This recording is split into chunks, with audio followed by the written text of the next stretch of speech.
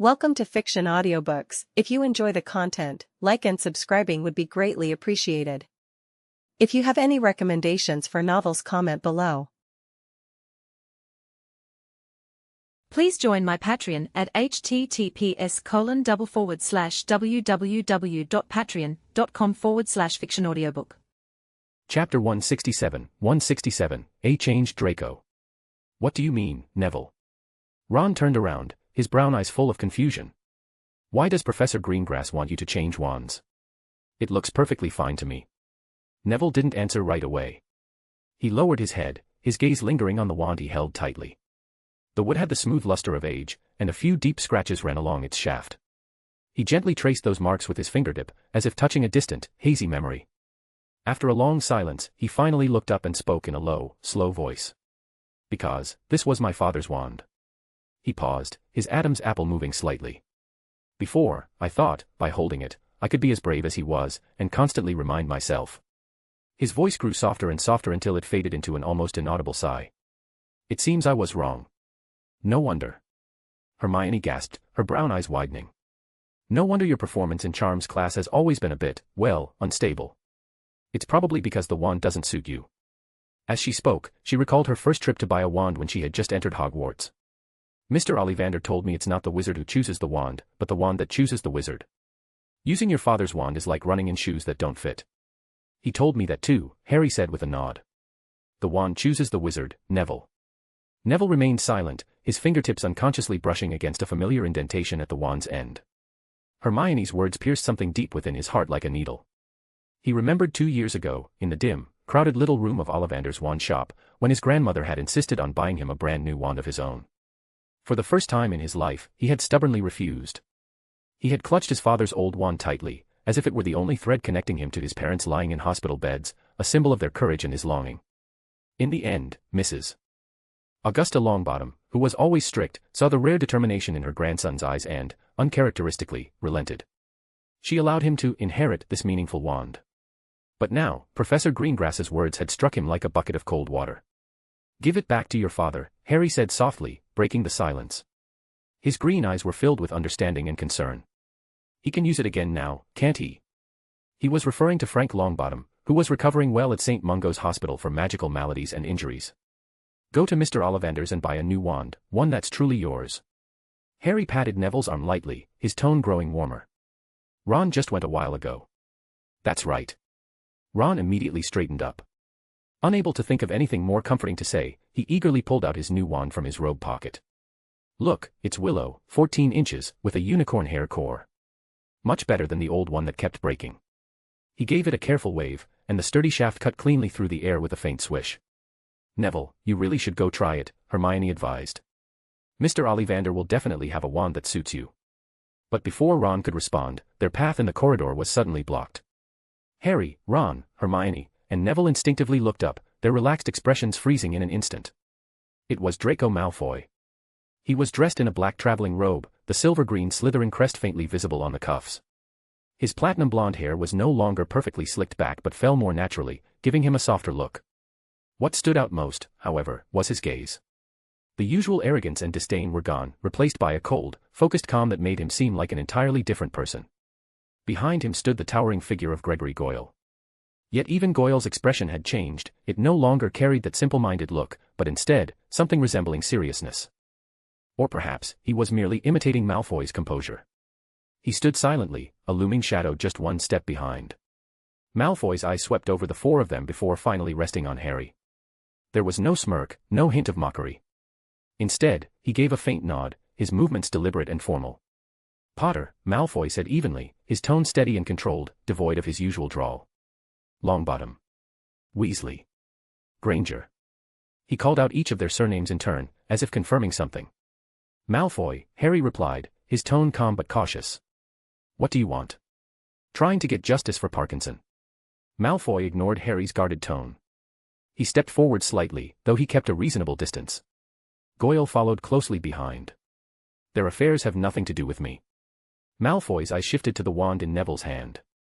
There was a brief flicker of scrutiny in his gaze, but no trace of mockery. Ollivander's choice is indeed important. He paused for a moment, as if deciding that was enough preamble, then spoke more directly. I'm not here to cause trouble, at least, not in the way you think. His voice was clear and composed. I'm here to issue a formal challenge, Potter. Challenge? Ron scoffed, disbelief written all over his face. What trick are you trying now? Want us to accidentally run into Filch in the trophy room again? Malfoy's cold gaze swept over Ron, silencing him at once. Weasley, your imagination is as barren as ever, Malfoy said flatly, as though stating a simple fact.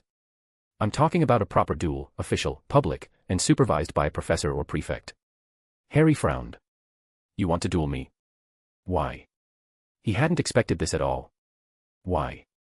Malfoy repeated. To raise my dueling rank, of course. His tone was brisk, without a hint of hesitation or shame, as though it were the most natural thing in the world. I hear your Expelliarmus is quite powerful.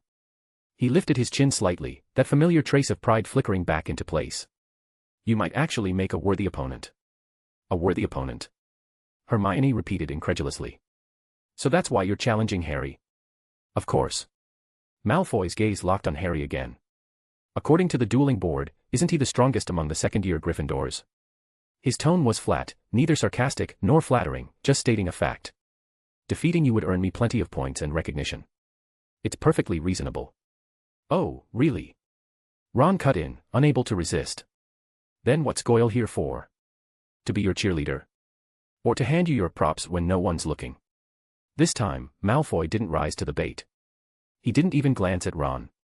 Instead, he made a small gesture toward Goyle. The usually silent Goyle suddenly spoke, his deep voice echoing awkwardly through the corridor. All Slytherin, second-year students have been defeated by Draco. He spoke clumsily, as though reciting a memorized line. The hallway fell silent. The four of them exchanged looks, disbelief written across their faces. Malfoy had defeated all the second-year Slytherins. Harry met Malfoy's calm grey eyes and, for the first time, felt how unfamiliar the other boy seemed. Still, he asked slowly, a formal dueling challenge? Yes. Malfoy nodded. You set the time and place. You choose the supervisor. Standard dueling rules. I'll accept any reasonable outcome. He paused, then added, of course, that's if you accept, Potter. Or are you afraid? The last line carried a trace of familiar provocation, though it sounded more like a necessary formality to complete the challenge.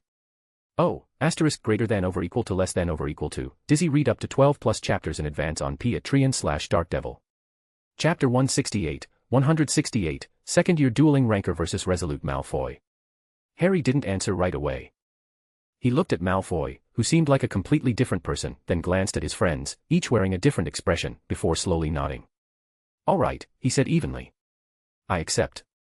Ron's mouth fell open, and Hermione's brows furrowed, they both clearly had something to say. But Harry raised a hand, cutting off their unspoken protests, and added, however, I want Professor Greengrass to serve as the witness. No problem, Malfoy replied immediately, his tone firm and decisive. But let me make this clear, Professor might only send his raven to handle the task. That's fine, Harry said with a nod. Seeing that, Malfoy didn't stay any longer. He turned and left with Goyle, leaving the four of them staring at one another in the corridor. Harry, you shouldn't have agreed. Hermione said, both anxious and worried. This Malfoy is acting way too strange, I even suspect he might be someone else using Polyjuice Potion. Polyjuice Potion. Harry and Ron exchanged confused looks, speaking almost at the same time. What's that? Neville blinked in puzzlement as well, clearly unfamiliar with the term. Hermione turned toward them, her worry instantly replaced by disbelief, and then by outrage. Polyjuice Potion. Snape clearly said in potions class that it can temporarily change the dringer's appearance into someone else's. Her voice rose involuntarily. What do you two even do in potions class? Don't you ever listen? Oh, Hermione, Ron muttered, shrinking his neck. In potions class, besides listening to Snape, is there anything actually interesting to do? What do you think? Hermione snapped, glaring at him fiercely. For a moment, Ron felt that look was even more terrifying than Snape's. He immediately deflated, shrinking back completely. Harry had been about to agree with Ron, but the moment he caught Hermione's gaze, something almost as powerful as a Petrificus totalis, he wisely kept his mouth shut and cleared his throat instead. Ahem, Harry said, steering the conversation back. Hermione, Malfoy, he really is suspicious. But with Professor Greengrass as the witness, he won't be able to pull any tricks. He paused, absently rubbing the edge of his wand holster. And come to think of it, he's actually toned down a lot since Professor Greengrass gave him detention. How do you know that's not an act? Hermione shot back. Maybe he's just putting on this reformed act to trick us. The more she thought about it, the more uneasy she became. He said he defeated all the Slytherin second years, including Crabbe and Goyle. Then where's Crabbe? Why wasn't he with him today? That's already suspicious. But I've already agreed, Harry said, spreading his hands helplessly, though his eyes remained firm. The Raven. Neville spoke softly. I heard that Raven is the professor's eyes. If it really shows up, Malfoy probably wouldn't dare try anything, right? As the end of term approached, the shadow of exams loomed over Hogwarts. Students buried themselves in piles of books and parchment, frantically reviewing for their final tests. Yet amid the tense atmosphere of revision, a piece of news quietly spread. Harry Potter and Draco Malfoy, the top students of Gryffindor and Slytherin second year, respectively, would duel in a week's time. Days slipped by quietly between study sessions and hurried breaks. Every now and then, bits of light-hearted gossip still drifted through the school. One student had attempted to use a spell to clear up his pimples but accidentally erased his nose instead. Fortunately, Madame Pomfrey, with her usual miracle-working skill, managed to reattach it perfectly. Then there was Professor Lumina. Rumor had it she had once again modified one of Filch's mops, and hopefully this time it wouldn't end in another disaster. Even Hagrid had changed. His trademark wild beard was gone, his hair neatly combed, thanks, of course, to a little magic. Not only that, he was now wearing a well-tailored suit that made his already large frame look even more upright and imposing. Although his sneaky, muttering to himself behavior seemed a bit odd, the students were too busy studying to bother uncovering whatever secret he was hiding. Duel Day. The evening twilight cast a soft golden glow over the ancient stone walls of Hogwarts. On the raised dueling platform, Harry Potter and Draco Malfoy stood face to face. Lower-year students who had rushed to watch crowded around the area, with the gold and red of Gryffindor and the silver and green of Slytherin clearly divided on opposite sides. Ron and Hermione stood at the very front of the Gryffindor group. Ron swallowed hard, his hands clenched into fists, while Hermione's gaze moved past the two duelists and fixed firmly on the top of a tall bronze lamp post at the edge of the platform. Noctis was perched there. It sat motionless, like a sculpture, its calm eyes watching the platform below, utterly expressionless. In theory, dueling on the platform didn't require an additional witness. But to ensure absolute fairness, Harry and his friends had still invited this special supervisor. There was no professor present to maintain order, and no long recitation of rules. When the Raven's small, black head turned slightly, its gaze focusing on the center of the platform, the crowd instantly fell silent. Random scenario. The stone floor sank, low walls rose from the ground, and the duel began instantly. Malfoy didn't hesitate for even a second. He raised his wand with perfect form and astonishing speed. Stupefy. A dazzling red beam tore through the air, shooting straight toward Harry's chest. A standard Stupefy opening, but the speed and precision were far beyond normal, carrying a force that seemed almost unstoppable. Harry reacted the instant Malfoy raised his wand. He slid sharply to the side and swept his own wand diagonally through the air. Protego. An invisible barrier appeared just in time. The red beam struck the edge of the shield charm, bursting into a spray of sparks that made Harry stagger slightly. Leglocker Curse. Levi Corpus. Malfoy's spells came one after another, fast and seamless. Harry moved even faster. He ducked and rolled, the spells flying past the top of his head and hitting the air behind him. As he came out of the roll, Harry twisted his wrist and fired a spell backward. A streak of white light, Petrificus Totalis, shot straight toward Malfoy's head. Malfoy didn't dodge or roll like Harry. He stood his ground and flicked his wand sharply downward. Impedimenta. A wall of compressed air formed instantly. Harry's spell struck it, leaving only faint ripples before fading away. The pace of attack and defense between them was dizzying, each movement sharp, swift, and precise. Malfoy's spell chaining was smooth and on another level, every motion meticulously practiced, executed with an almost academic precision and discipline. This was the result of his private training with Snape, arranged after he had secretly written to his father, Lucius, who in turn reached out to Snape on his behalf. He no longer relied on the underhanded tactics of the past, but instead used pure spell combinations to overwhelm his opponent. Harry's style, on the other hand, was completely different. His spells came from unexpected angles, sharp and unconventional. Though his technique lacked Malfoy's textbook formality, it brimmed with agility and instinctive daring. His seeker's reflexes also played a part. He rolled, slid, and used the low walls of the arena as cover. Harry's shield charms and obstacle curses were executed with practiced skill, blocking Malfoy's relentless barrage again and again, his reactions perfectly honed. On the platform surrounded by the low walls, the flashing lights of their spells intertwined and burst in a storm of sound and color. The crowd below watched, spellbound. Gryffindor erupted in cheers with every dodge and counterattack Harry made, while the Slytherins, though equally stirred, remained markedly quieter. Oh, asterisk greater than over equal to less than over equal to. Dizzy read up to 12 plus chapters in advance on Patreon/Dark Devil. Chapter 169. Besides the bloodline, what else do you have? Hermione bit her lower lip nervously, noticing a faint silver light flashing now and then at the tip of Malfoy's wand, which only deepened her unease. Ron, too, looked astonished, muttering in disbelief, is that really Malfoy? The three of them hadn't been idle lately. With nearly twice as much study time as most students, and under Hermione's strict supervision, both Ron and Harry had improved rapidly. Could it be that Professor Greengrass had also taught Malfoy those spells? On the dueling platform, Malfoy's spells poured down in a relentless barrage, while Harry dodged swiftly from side to side. Though he didn't cast often, his movements were calm and confident. From time to time, he countered, forcing Malfoy briefly on the defensive. Finally, when Malfoy tried to cut off Harry's retreat with a binding spell, Harry caught the fleeting instant when Malfoy's wand hand drew back after lifting. He didn't choose a complicated spell, just the simplest one, performed with perfect timing. Expelliarmus.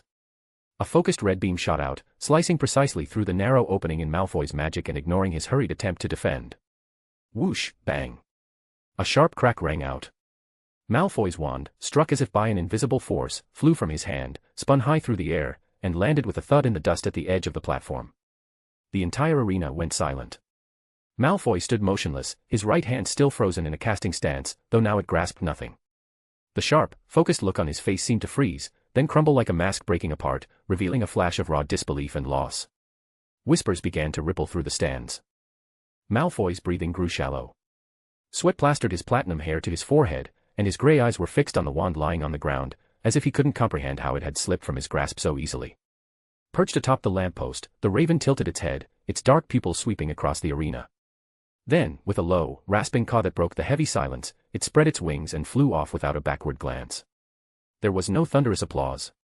Instead, a long-suppressed wave of cheering and chatter broke out from the Gryffindor side, while the Slytherins remained quiet, the air thick with uneasy murmurs. Malfoy drew in a deep breath, his chest rising and falling steadily. He slowly lowered his hand, which had been suspended in midair. The brief flicker of emotion on his face was quickly replaced by a composed calm. He didn't curse in frustration as he once might have, nor did he make excuses. Without even glancing at Harry, he stepped off the platform, his movements heavy but controlled, and walked straight toward where his wand had fallen. Under the weight of countless watching eyes, he bent down and quietly picked it up. Then, taking out a silk handkerchief, he carefully wiped the dust from the wand's surface. Finally, he tucked his wand safely into the inner pocket of his robes, straightened his back, and let his sharp gaze sweep over the varied expressions of the Slytherins below the platform. Shrill voices rose from the stands. "Oh, Draco, looks like Potter still has some luck left, doesn't he?" A girl beside Daphne drawled, "Or maybe Professor Greengrass's detention dulled your skills." A few girls around her immediately let out suppressed giggles. An older Slytherin boy, arms crossed, spoke with a condescending air. "Chasing after dueling rankings. What a pointless waste of time. Pure blood honor is what truly matters, Draco. You should focus on more respectable pursuits instead of rolling in the mud like some foolish lion." "Exactly. Now that you've lost, people will think Slytherin's weaker than Gryffindor." "It's really," another voice muttered bitterly. The taunts clearly reached Malfoy's ears. Once, he would have exploded in fury and snapped back with venomous words. But now, there was no anger in his gray eyes, only a deep, cold detachment. He didn't even pause, merely cast a single, icy glance in the direction of the voices, as if looking at a pile of noisy rubbish. The last faint glimmer of camaraderie with his housemates quietly went out. "Besides that pathetic notion of lineage, what else do you have left? Stupid, arrogant, useless fools, drunk on the glory of their ancestors." The thought echoed sharply in his mind, filled with a disgust and determination he had never felt before. He no longer cared about their opinions, their jeers were nothing more than the buzzing of insects, incapable of disturbing him in the slightest. Pushing straight through the crowd and across the ivy-covered bridge, Malfoy walked toward the entrance of the Slytherin common room without a single glance back. Goyle followed silently behind him, like a moving wall, shielding him from the cutting stares and whispered taunts.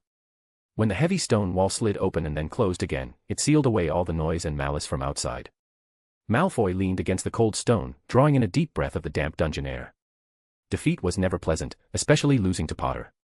But what suffocated him even more was the stale, arrogant, self-satisfied atmosphere that had filled the stands.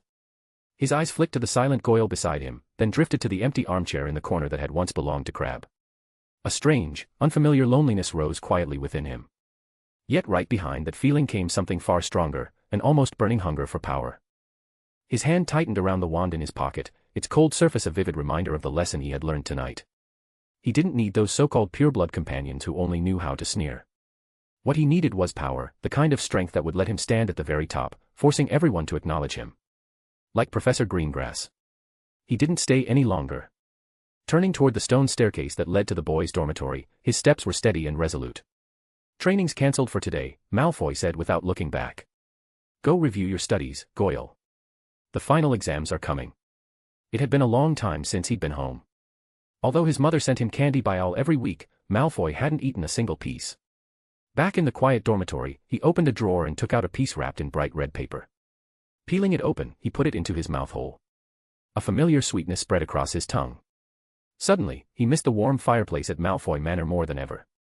All the things that had once kept him awake at night, the Chamber of Secrets, the confusion, the doubts, seemed to trouble him far less now. Father had clearly made a mistake. Perhaps more than one. But no matter what, he would never intentionally harm his own son. Malfoy was certain of that. Note.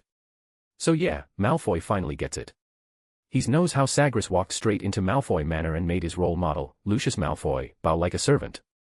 He knows now that the whole Chamber of Secrets mess was due to his own father's foolishness. And then there's Professor Greengrass, a half-blood disowned by the Greengrass family, who got mocked for years, and yet, look at him now.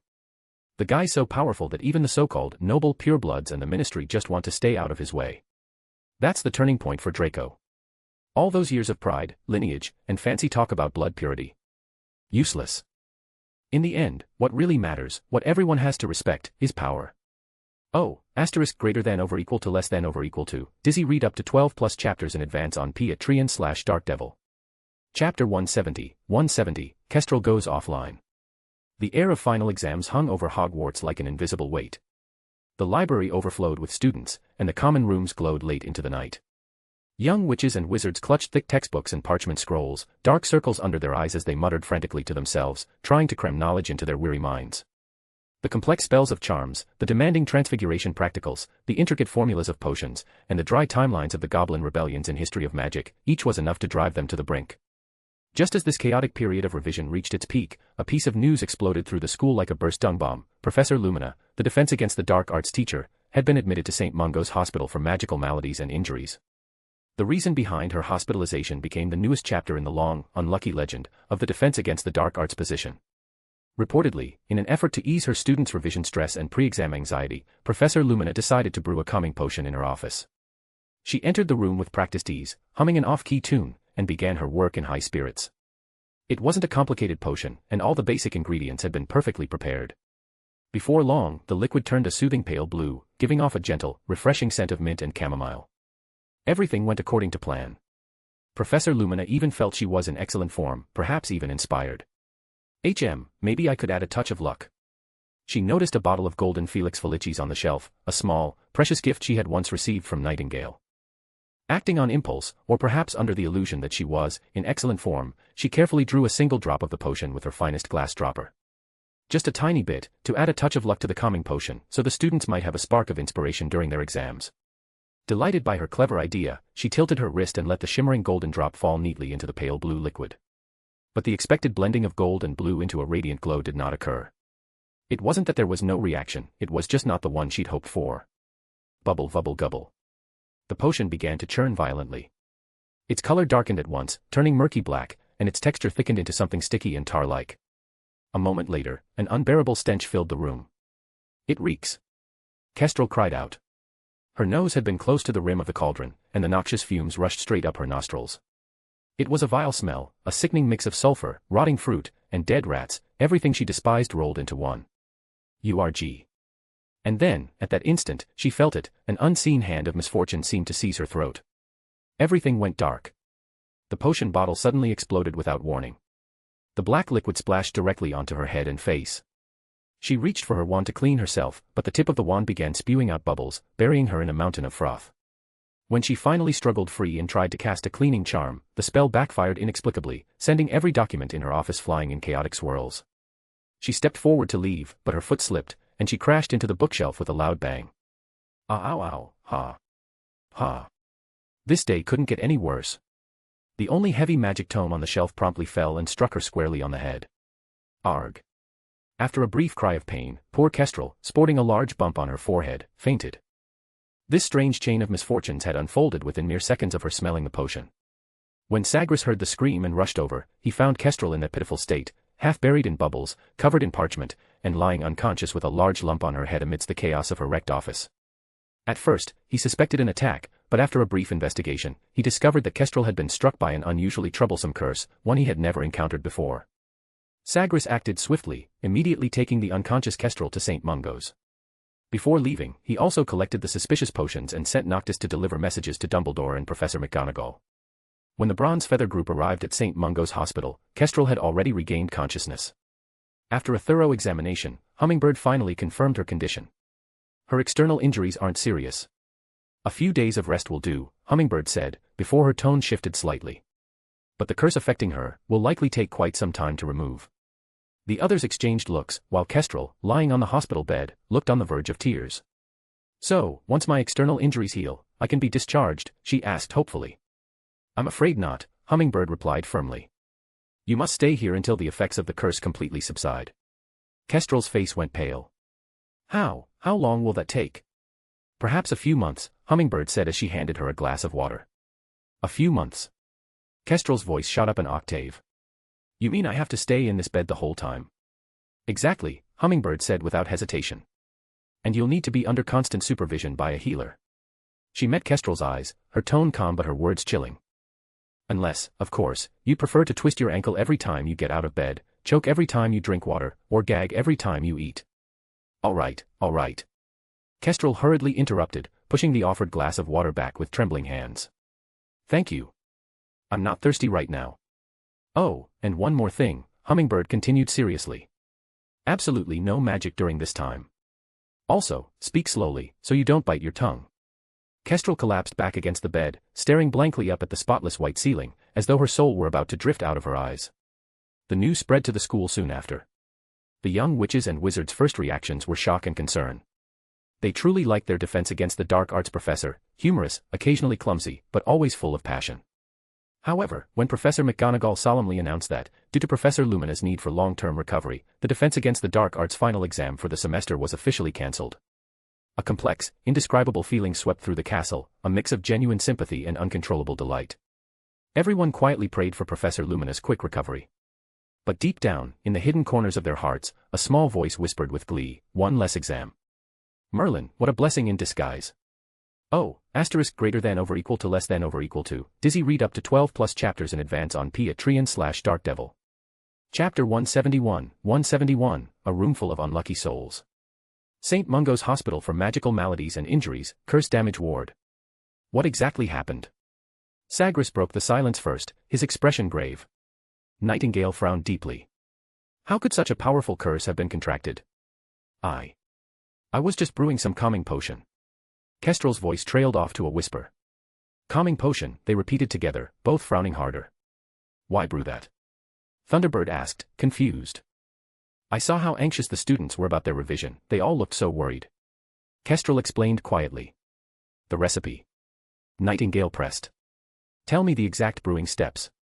The recipe's on my desk, but I remember it, Kestrel said, then recited the potion's formula honestly. After listening, Nightingale confirmed that the recipe itself was correct. The brewing process. Nightingale continued, probing further. Kestrel described it again in detail. As she spoke, everyone could see Nightingale's expression growing darker and darker. You added the armadillo bile in the wrong order, Nightingale said flatly. Ah. Kestrel was startled. But if it was just the wrong order, it shouldn't have caused such severe consequences. Nightingale murmured, her gaze suddenly sharp as she fixed it on Kestrel. Did you do anything else? Kestrel's eyes flickered nervously. Her lips moved faintly, clearly struggling to hide something.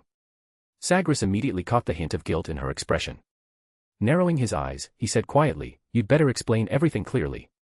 If you want to be free of the curse sooner, don't hide a thing. The air in the ward seemed to freeze. Everyone's gaze turned to Kestrel, the pressure pressing down on her like a weight. It's just. Her voice was barely audible. It's just that, at the end. I added a drop of Felix Felicis. Nightingale's eyebrow twitched violently. I thought, if the students drank it, maybe they'd have better luck during the exams. Kestrel's voice grew softer and softer until it vanished completely beneath the covers. A few helpless sighs filled the ward. Everyone raised a hand to their forehead and took a long breath, trying to digest this exasperating stroke of genius. Sagres reached into his robes and took out a vial, the failed potion sample he had collected earlier from Kestrel's office. "This one?" he asked. Kestrel glanced timidly at the ominous-looking liquid in the bottle and nodded with difficulty. Nightingale took the small vial with a solemn expression, lifting it to the light for a closer look. The potion shimmered with a dark, bottomless hue under the glow. "An unknown, extremely rare, and highly destructive potion variant," she murmured, her eyes fixed on the swirling blackness. "A curse potion. What exactly does it do?" Thunderbird asked. "Not certain yet, but I'd guess it brings misfortune," Nightingale said quietly, giving the vial a gentle shake. "If Felix Felicis is a luck potion, then this might be a misfortune potion." Everyone's faces darkened immediately. They stared at the small black bottle, a chill creeping up their spines. Thunderbird muttered under his breath, "I can't tell whether that's good luck or bad."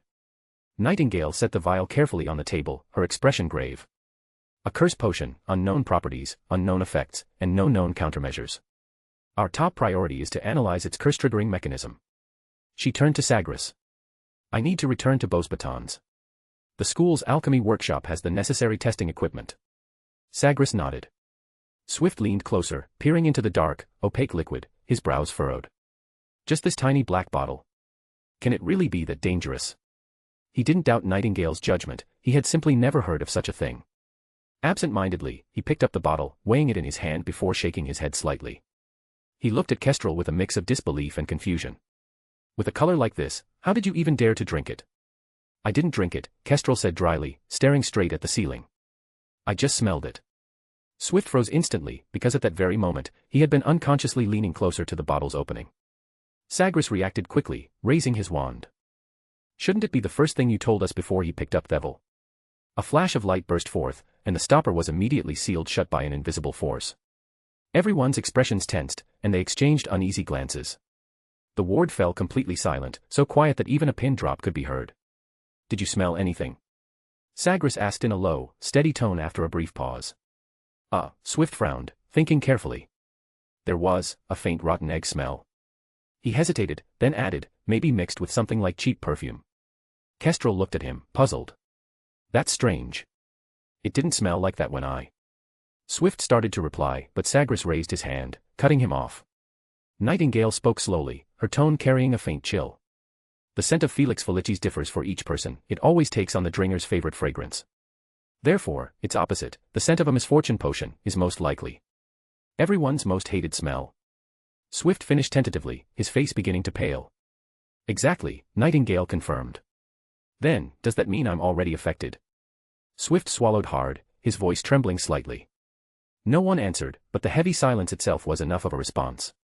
"Nightingale," Sagres said at once, "you must return to Beauxbatons immediately and research this potion's specific effects and any possible counter-curse as quickly as you can." He paused, a faint, wry smile tugging at his lips. "Because I might already be affected too." "What?" Everyone's expressions shifted to alarm. "When I went to Kestrel's office," Sagres said calmly, though with a trace of resignation, "I smelled a strong scent of car exhaust." "That..." Thunderbird spoke hesitantly, recalling the moment Swift had opened the bottle. "When he unsealed it, I was standing close. I think I might have inhaled a faint trace too, it smelled a bit like dust." All eyes immediately turned to Hummingbird and Nightingale.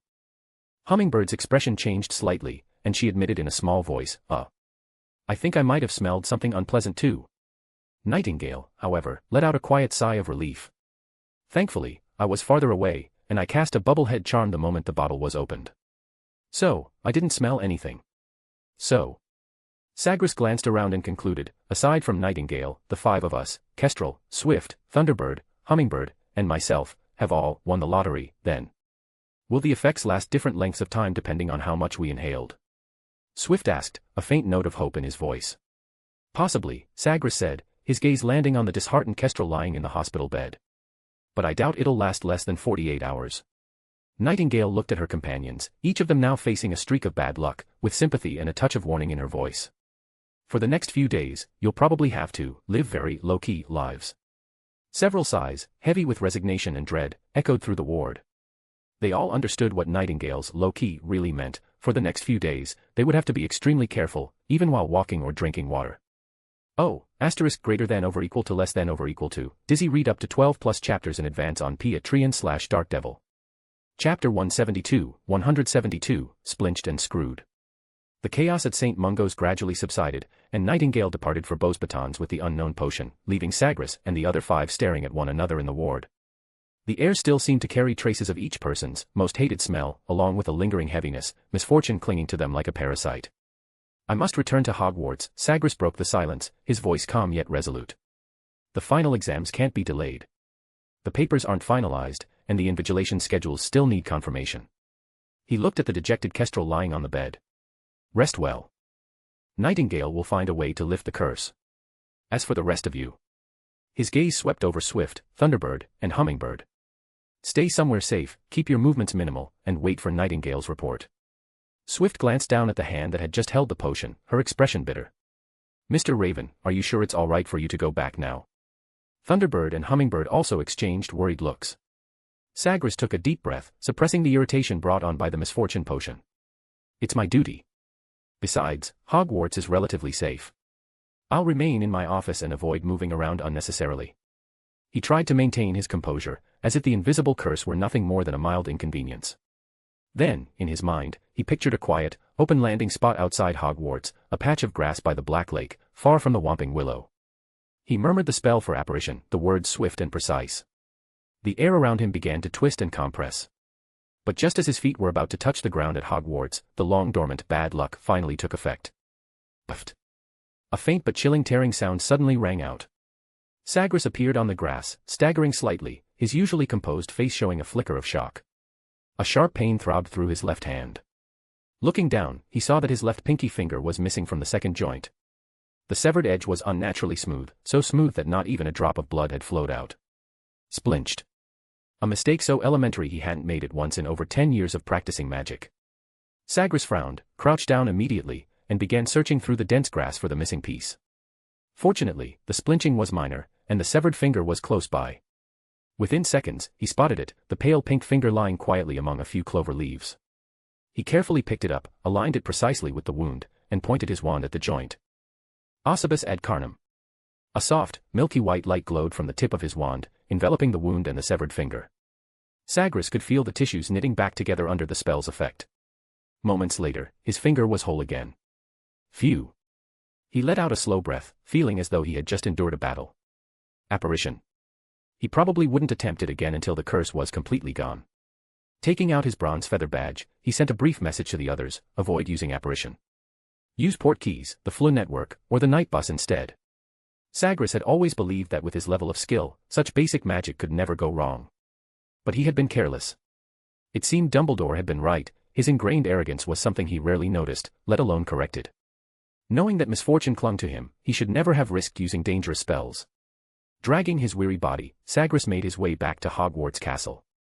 He ignored all greetings along the way, heading straight for his office and firmly locking the wooden door behind him. Nowhere to go. He muttered to himself, his gaze settling on the thick stack of parchment atop his desk, the unfinished drafts of the final exam papers. For now, that would be his only task. Time crawled by, marked by a string of relentless misfortunes. After enduring 2 magical quills that rebelled and a piece of parchment that burst into flames on its own, exam week finally arrived as scheduled. 2 days had passed since the initial exposure to the curse. Swift and Thunderbird had mostly recovered, but the misfortune clinging to Sagres remained stubbornly persistent.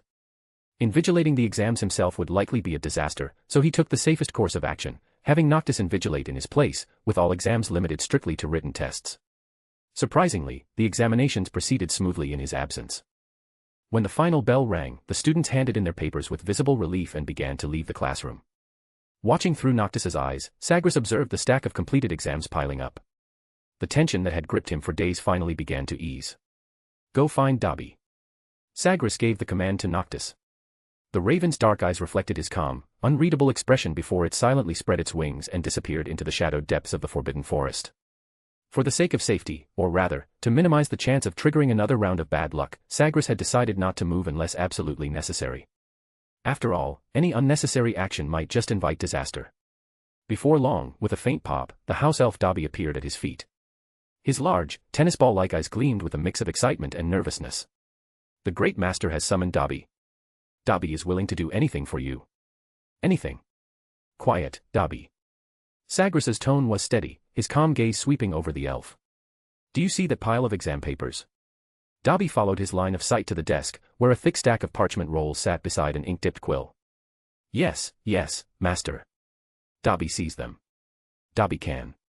Good, Sagres interrupted, giving his instructions clearly. I need you to grade them. Listen carefully, the grading criteria are as follows: 3 points for correctly describing key spell steps, 2 points for fully writing out the spell's developmental process. But just as he was dictating the details, the cursed bad luck struck once again. His tongue, seemingly with a will of its own, slipped and hit his teeth. A sharp sting followed.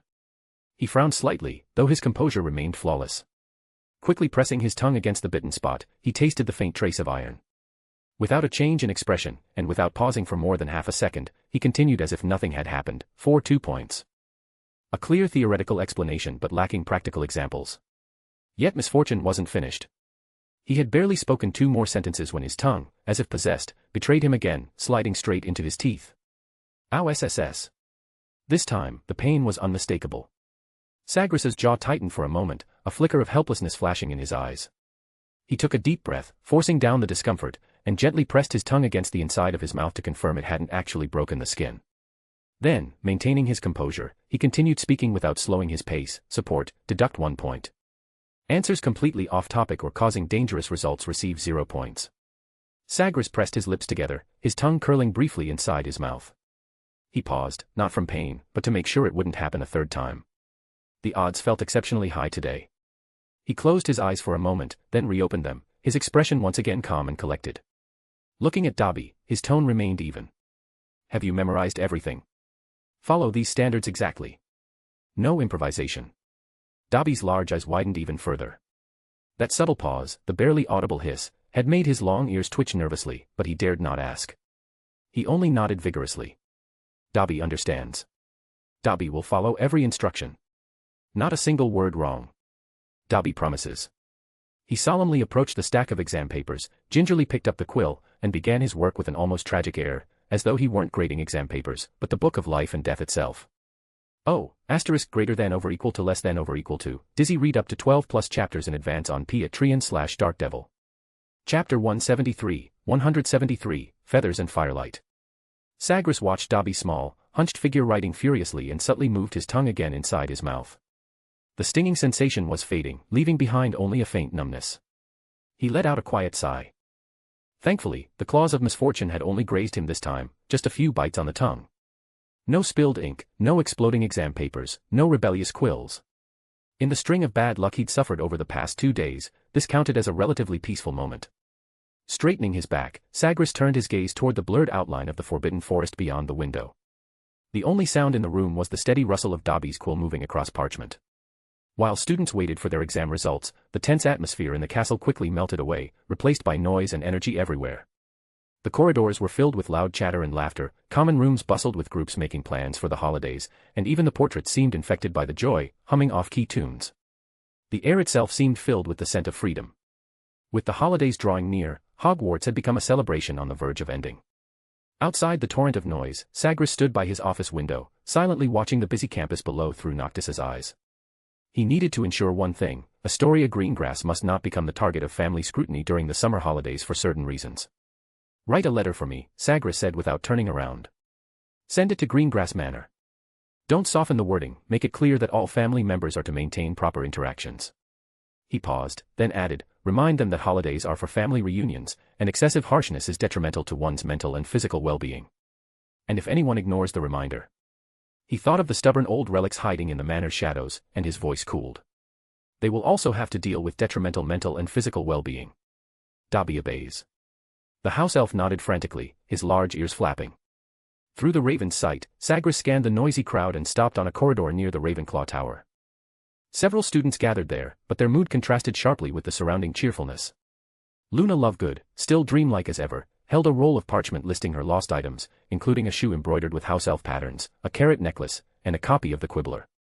Beside her stood her friend, Astoria Greengrass, who usually spoke softly but now looked like a frightened kitten. Several Ravenclaw boys and girls blocked their path, their faces twisted into mocking grins. Hey, is the crazy girl hunting for her hallucinations again? Larry deliberately raised his voice, attracting the attention of students nearby. What did you lose this time, your blibbering humdinger catching net? His companions covered their mouths, laughing. One of the girls deliberately brushed against the notice board with her shoulder. The lost and found notice Astoria had just painstakingly pinned up slipped sideways with a soft whoosh. Astoria's cheeks flushed bright red. She jerked out her wand, gripping it so tightly her knuckles turned white. Her eyes, normally timid and soft, now burned with a trembling mix of fear and anger. Get lost. Her voice shook at first, but then rose sharply. You've gone too far. We've gone too far. Larry widened his eyes in mock innocence, spreading his hands as if baffled. His gaze swept dismissively over Luna. You're the ones putting these special things everywhere. Shouldn't someone clean them up? His companions chimed in with smug little agreements. Don't think I don't know, it was you who hid her things. Astoria's chest rose and fell violently. She practically shouted it, attracting even more onlookers. She raised her wand high, her slender arm trembling with fury and tension, as though it might snap at any moment. I'm warning you. Give them back right now. Otherwise. She drew a deep breath. Otherwise, I'll challenge you to a duel. When she spoke the last sentence, her voice carried a firmness that sounded as if she had gathered every ounce of courage she possessed. A collective gasp rippled through the nearby students. Astoria, timid, soft-spoken Astoria, challenging someone to a duel for the sake of the crazy girl, Lovegood. This was so rare it might as well be front-page news in the Daily Prophet. Mason Larry froze for a second, then burst into loud laughter. Ha ha ha. A duel. You. For this crazy Lovegood. Has your brain rotted too? Or. His eyes dragged slowly over Astoria, dripping with disdain. Are you just like her? Another loony freak. Shut up. Dangerous sparks crackled from the tip of Astoria's wand, but Luna gently tugged her back. It's okay. Luna's dreamy voice drifted into the tense air, completely untouched by the hostility around them. She softly held Astoria's hand. Don't be angry, Astoria. Lost things always return in unexpected ways. And anger will only make the nargils revolve and the blibbering humdingers nest in your ears. Hear that? Even she doesn't care. You, Larry began, his voice twisting into the start of a nasty curse. Caw. A harsh, cold cry, like metal scraping against rust, exploded through the corridor, immediately smothering all other sound. Every student froze as if struck by Petrificus totalis and turned toward the source of the noise in perfect unison. A raven perched steadily on the high stained-glass window ledge, like a carved obsidian statue. Its pitch-black eyes swept coldly over the corridor and locked directly onto Mason Larry and the loudest of his companions. The hallway fell instantly silent, so quiet a pin drop would have echoed. It's Professor Greengrass's raven. Someone whispered in shock. The raven spread its dark wings, glided in a smooth arc through the air, and settled lightly on Astoria's slender shoulder. It tilted its head, glanced at the lost and found notice in her hand, and then, like a flash of lightning, pecked forward, snatching the parchment with its sharp beak. A beat later, its wings snapped open with force, and the bird shot through the air like a black streak straight toward Mason Larry. To everyone's disbelief, the raven opened its beak. Thwack. The parchment slapped directly onto Mason's face. Before he could even react, the raven alighted on his opposite shoulder, its talons digging faintly into the fabric of his robes. Mason Larry went pale with terror. He knew exactly whose raven this was. And the memory of a certain professor cutting off Umbridge's finger in full view of the school, and walking away without consequence, flashed vividly through his mind. Find them. The raven's harsh, grating voice sounded right by his ear, making every hair on Mason Larry's body stand on end. Oh, * greater than over equal to less than over equal to. Dizzy read up to 12 plus chapters in advance on P@Trian/Dark Devil. Chapter 174, Hufflepuff's Glory. Noctis, the raven, turned its small head, its emotionless eyes sweeping slowly over the students who had been the loudest in their jeering. Wherever its gaze passed, it felt like an invisible whip striking down. Those students immediately flinched. No longer daring to delay, they scrambled in every direction, rushing to the various hiding spots where they'd stashed the items. In a frantic mess, they retrieved the hidden shoes and magazines all at once. Through it all, Noctis stood unmoving on Mason Larry's shoulder, like a heavy obsidian statue pressing down on him until he could barely breathe. At last, when Mason Larry, hands trembling and nearly stuttering, returned Luna's belongings to the loony, a relieved smile finally appeared on Astoria's tense face. Thank you, Mr. Noctis. Luna's dreamy voice chimed as she hugged her recovered items, genuinely grateful to the regal raven perched on Mason's shoulder. The raven gave her no response. Instead, it leapt skyward again, gliding over to the bulletin board. With a swift, precise jab of its beak, it plucked the crooked parchment cleanly off. A pale flame hissed to life along the parchment's edge. The flame danced lightly, not burning the paper completely, only leaving a scorched, blackened border. Then Noctis released its claws, and the burning parchment spun gracefully through the air, drifting as if guided by invisible strings, swoosh, until it landed with perfect, icy precision in Mason Larry's rigid hand.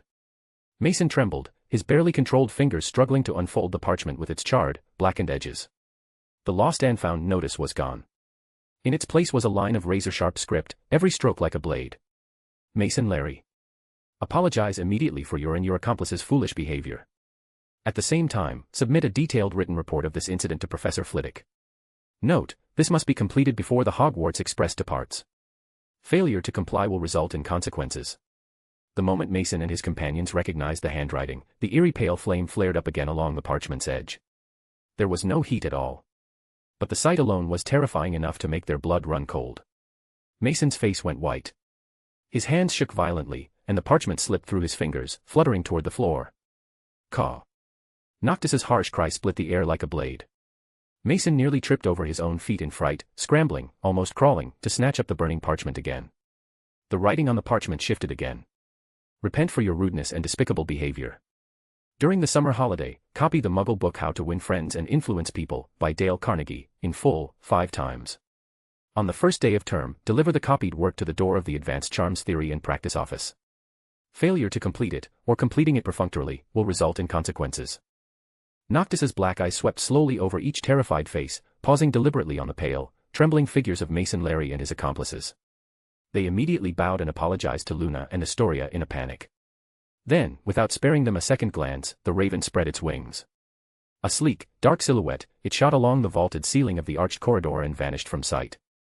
The great hall was roaring with excitement. Young witches and wizards filled the 4 long tables, all waiting for Dumbledore to announce the final winner of the House Cup. This year, the traditionally dominant Gryffindor and Slytherin had both stumbled. Not only did they fail to claim the championship, they also securely occupied the bottom 2 spots, so close in points that their competition was just as intense as last year.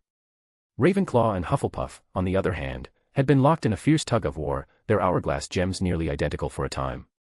Ultimately, Hufflepuff gained a slight lead and narrowly claimed the House Cup.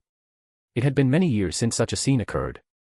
Professor Sprout's face glowed with unrestrained delight, her usual gentle smile now shone brilliantly. The Hufflepuff table erupted in celebration, the little badgers cheering so loudly it seemed they might lift the enchanted ceiling itself. Cedric Diggory had been indispensable in securing this victory. Not only had he consistently earned points for his house through outstanding academic performance, he had also reversed the tide on the Quidditch pitch, laying a firm foundation for Hufflepuff's triumph. Harry, Ron, and Hermione couldn't hide their disappointment. Although Sagres had told them, the ownership of the House Cup isn't important, truly reaching such a state of calm detachment would clearly require more time. Sagres did not appear in the bustling Great Hall. He was in his office, eyes focused, his vision following Noctis as it soared across great distances toward Beauxbaton's Academy of Magic. Cutting through the clouds, the raven landed before an elegant arched window of Beauxbaton's castle. Beauxbaton's Academy of Magic. Potions Office. Nightingale's office was spacious and bright, with a large storage shelf lining one wall, neatly filled with exotic magical materials from all over the world. They shimmered faintly under the soft magical light.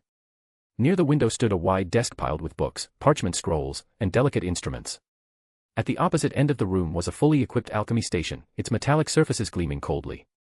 Through Noctis's sharp vision, Sagres clearly saw Nightingale bent over a cauldron beside the station, carefully stirring a viscous liquid that emitted an eerie blue glow. Her expression was intensely focused. Only when Noctis lightly tapped the windowpane with its beak did Nightingale lift her head, mildly surprised. But when she saw the familiar black silhouette, the tautness in her brows eased slightly. She set down the stirring rod, waved her hand, and the window opened with a soft whisper. Noctis slipped through the opening with practiced ease, landing in a safe corner of the alchemy station. So it's you. Did Sagres send you to check on me? Nightingale spoke naturally to the intelligent raven, though she didn't expect it to actually understand or reply. Her words were more a quiet confession to this distant messenger. Noctis was a modified creature, its mind not completely clear. Although she had once given Sagres a potion recipe to help stabilize its condition, the results had been minimal. Thinking of the reason it had come, Nightingale let out a soft sigh. Picking up a velvet cloth, she wiped the potion residue from her fingers. Progress is very slow. Very, very slow. She walked toward the desk by the window, her voice carrying a trace of fatigue and a barely concealed frustration. I've tried many different approaches, but all the results have been equally disappointing. As she spoke, she pulled out the chair and sat down, unrolling an elegant parchment stamped with the Beauxbaton's crest. She picked up a slender black quill and began writing a letter. Beauxbatons and Hogwarts were too far apart, Sagres could only barely make out her words through Noctis's eyes. The distance was too vast, so the raven could not transmit sound, nor carry anything beyond its silent presence. Nightingale was much more talkative today than usual, likely because she was speaking into the quiet comfort of the room rather than to a person. Noctis's dark eyes followed the movement of her quill. Through them, Sagres clearly read the contents of the letter. Dear Mr. Raven. Noctis brings your silent inquiry. However, I regret that I cannot give you the good news we both wish for at this moment. Regarding that troublesome curse, my research remains at a standstill. I have exhausted all methods currently within my reach, yet without exception, each attempt has failed. The stubborn nature of the misfortune curse far exceeds my expectations. However, after repeatedly studying its activation patterns and its subtle link to the host's luck, I have formed a hypothesis, still only in the theoretical stage: Felix Felicis. Felix Felicis may temporarily suppress or counteract the erosion caused by the curse, like creating an artificial pocket of calm within a raging current, granting the host a brief breath of relief. Of course, I have not conducted any experimental verification, and I strongly advise against attempting it rashly without sufficient preparation and risk assessment. One thing I can state with certainty: it is by no means a true antidote. At best, it can only function as a temporary painkiller, and its effect will undoubtedly be limited. I will continue doing everything in my power to find a real solution. As for the Felix Felicis hypothesis, I recommend treating it only as a last resort measure for extreme circumstances. I hope Noctis can deliver this letter to you as quickly as possible. Stay in contact. Best regards. Your loyal Nightingale. Early in the Rose Moon. Oh, greater than over equal to less than over equal to. Dizzy read up to 12 plus chapters in advance on Patreon/Dark Devil. Chapter 175, Noctis has had enough. Nightingale set down her quill, gently blew the ink dry, and carefully rolled up the parchment before tying it neatly with a dark blue ribbon. I don't have any mithril dust for you today, she said, looking up at Noctis, who stood quietly at the corner of the table. A hint of apology flickered in her eyes. So you might have to fly back on an empty stomach. Take it to him, she added softly, nudging the rolled-up letter toward the raven's feet. But Noctis didn't move. __. Its pitch-black eyes fixed on Nightingale, unblinking, like polished beads of black glass. 2 seconds of silence hung in the air, carrying an intensity and discernment far beyond a bird's instincts. Nightingale lifted her slender brows slightly. She set down the hand that had been about to straighten her quill, leaned back in her chair, and met the unusually still raven's gaze with sharp eyes. The earlier worry and apology vanished at once, replaced by an all-knowing calm. You're watching, aren't you? Her voice wasn't loud, but the certainty in it shattered the quiet of the room. She looked into those steady bird eyes as if she could see straight through them to the wizard far away at Hogwarts. Sagres, Nightingale said evenly, her voice returning to its usual composure, peeking into a lady's private space like this is quite rude. She lifted her hand and took back the letter tied with the blue ribbon from Noctis's feet. Then, without looking at the raven again, she pulled open a drawer of her desk, placed the letter inside, and with a soft click, locked it. Now, Nightingale said, turning her attention back to Noctis at the corner of the table. Her voice returned to its usual calm, carrying even a hint of dismissal. You may go back. But Noctis remained still. Nightingale's hand, halfway through arranging the potion bottles, paused. She turned her head, her sharp peripheral vision catching the raven's unusual stillness. Are you going somewhere else? She asked softly, her tone tinged with understanding. The raven made no sound, no movement, yet its silence was an answer in itself. Her slender brows drew together slightly. She thought for a moment before speaking again, her tone softening. All right. That way, it's much safer than you wandering outside. As she spoke, she took out a blank parchment and quickly wrote a few lines. The antidote is still under research. Everything is normal. P.S. No mithril dust. Noctis left my place on an empty stomach, Nightingale. After slipping the parchment into the leather tube on the raven's leg, she paused, her gaze falling once more on its glossy black feathers. Her voice was very soft, yet carried a serious, almost admonishing weight. Then, be careful. The raven stood silently at the corner of the table, its dark eyes seeming to etch Nightingale's final words into memory. A few seconds later, it spread its wings without warning. Like a black silhouette, it slipped through the open window and vanished into the vast twilight outside Beauxbatons castle. Noctis did not return directly to Hogwarts. Following Sagres's will, it cut across the sky as the night deepened. Passing over the bustling, magic-oblivious crowds of London, the raven landed precisely on the windowsill of a private ward on the 4th floor of St. Mungo's Spell Damage Ward's Curse and Injury Department. The ward was softly lit and carried the familiar scent of calming potions. Several flickering magical monitoring devices surrounded a hospital bed, emitting a steady, low hum. On the bed, Kestrel lay with a troubled expression. Hummingbird, dressed in St. Mungo's healer robes, sat beside him. She looked more exhausted than when they had last met, but her movements remained swift and gentle. She was carefully wiping Kestrel's dry forehead with a damp cotton ball, her attention fixed on him. When the raven's shadow appeared on the glass, Hummingbird seemed to sense it and looked up. Upon seeing the familiar black silhouette, a trace of comfort flickered in her tired eyes, and she gave a barely noticeable nod toward the raven outside the window. The window opened, and Noctis hopped lightly inside. "Kestrel, look who's here." As she spoke, the raven had already lowered its head and pulled the rolled parchment from the leather tube. Hummingbird took the parchment and read it. A look of understanding crossed her face. It seems it went to Nightingale's place first." She held the parchment up for Kestrel to see. "Boo, has Big Sis Nightingale still not developed the antidote?" Kestrel sighed dramatically. "It's not that simple," Hummingbird replied with a small smile. "This is a completely new potion. Creating a targeted antidote isn't easy." As she spoke, she picked up a quill and quickly wrote on the parchment. "Everything is normal at the hospital. However, I don't have any mithril dust here either, Hummingbird." "Noctis." She was about to put the parchment back when Kestrel began wailing again. "I want to write too, Sis Rollison," she said, trying to sit up but immediately lying back down obediently. Just help me write it." Hummingbird smiled and didn't refuse. "Just write." Right, I'm sorry," Kestrel muttered, deflated. Hummingbird didn't say anything, simply wrote the words neatly and placed the parchment back into the leather tube. Noctis watched Kestrel on the bed and Hummingbird tending to her for a moment, then gently spread its wings and left without lingering. After another long flight, by the time Noctis reached the archaeological camp on the edge of Egypt's Valley of the Kings, it was already the afternoon of the next day. The scorching sun baked the endless yellow sands, and heat waves twisted the distant horizon. Like a black phantom unfazed by the desert sun, Noctis circled once before landing outside a large awning at the edge of the camp. The sandy ground was scattered with magical detection runes and fragments of ancient stone carvings uncovered during excavation. Swift was crouched beside a newly opened pit. He wore a light sand-colored expedition suit and a wide-brimmed hat, his strong, well-defined arms exposed, his skin tanned to a healthy wheat shade under the relentless sun. He looked energetic, fully recovered to his usual agility and capability. At the moment, he was carefully using a fine magical brush to sweep the loose sand from the surface of a stone tablet covered in hieroglyphs, his gaze sharp and focused. A gust of sand-laden wind blew by, and he instinctively shifted aside to avoid the cloud of dust. Noctis's arrival made him pause. Looking up, his bright eyes beneath the brim of his hat met the raven's. Swift broke into a hearty smile and waved. He removed the parchment from the leather tube and read it. First he nodded, then gave a slightly embarrassed smile. "I don't have any mithril dust here either. Do you eat owl food?" With that, he pulled out a handful of dusty owl treats and held them out to Noctis. "Noctis." The raven gave him a single glance, then turned its head away in clear disdain. "Motherfucker. All right, looks like that's not to your liking." He then drew his wand from his pocket, gave it a small flick, and the wand transformed into a quill. "The curse on my body has completely disappeared, no need to worry. P.S. Noctis still left on an empty stomach." It looked a bit unhappy, Swift.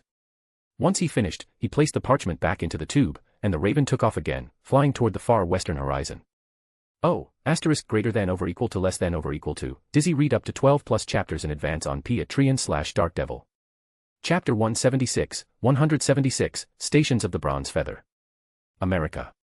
When Noctis crossed the vast Atlantic Ocean and arrived at Ilvermorny Castle, a tremendous thunderstorm was engulfing the school. Electric serpents writhed in the rolling lead-gray clouds, and thunder roared like a giant beast, making the air tremble. The raven flew fearlessly through the dense curtain of rain and the howling wind, enduring 2 lightning strikes along the way before finally locating the Thunderbird head of house's office at the highest point of the castle. The interior of the office was spacious and solemn, with massive Thunderbird totems hanging on the walls, their sharp gazes seeming to pierce straight through stone. A roaring fire burned in the fireplace, driving away the chill of the stormy night. The gray-haired Thunderbird stood before the large French windows, watching the raging storm outside. When he heard the flapping of wings, he slowly turned and walked toward a small window at the side of the room meant specifically for bird messengers. Noctis glided in with practiced ease, bringing with it the damp chill of the rain, and landed on a dedicated perch carved with an intricate Thunderbird totem. It shook its feathers vigorously, scattering droplets. The Thunderbird looked at the raven that had come from across the ocean, a faint gentleness softening his majestic expression. He stepped closer and extended his broad, calloused hand. Noctis didn't dodge, allowing him to brush his fingertips lightly over its wet head feathers, the gesture carrying the steady warmth of an elder's care. "You've worked hard, Noctis." He withdrew his hand and looked back out the window. The surging thundercloud seemed to calm slightly under his steady gaze. "The storm will always pass," the Thunderbird said, his deep voice remaining clear even over the thunder.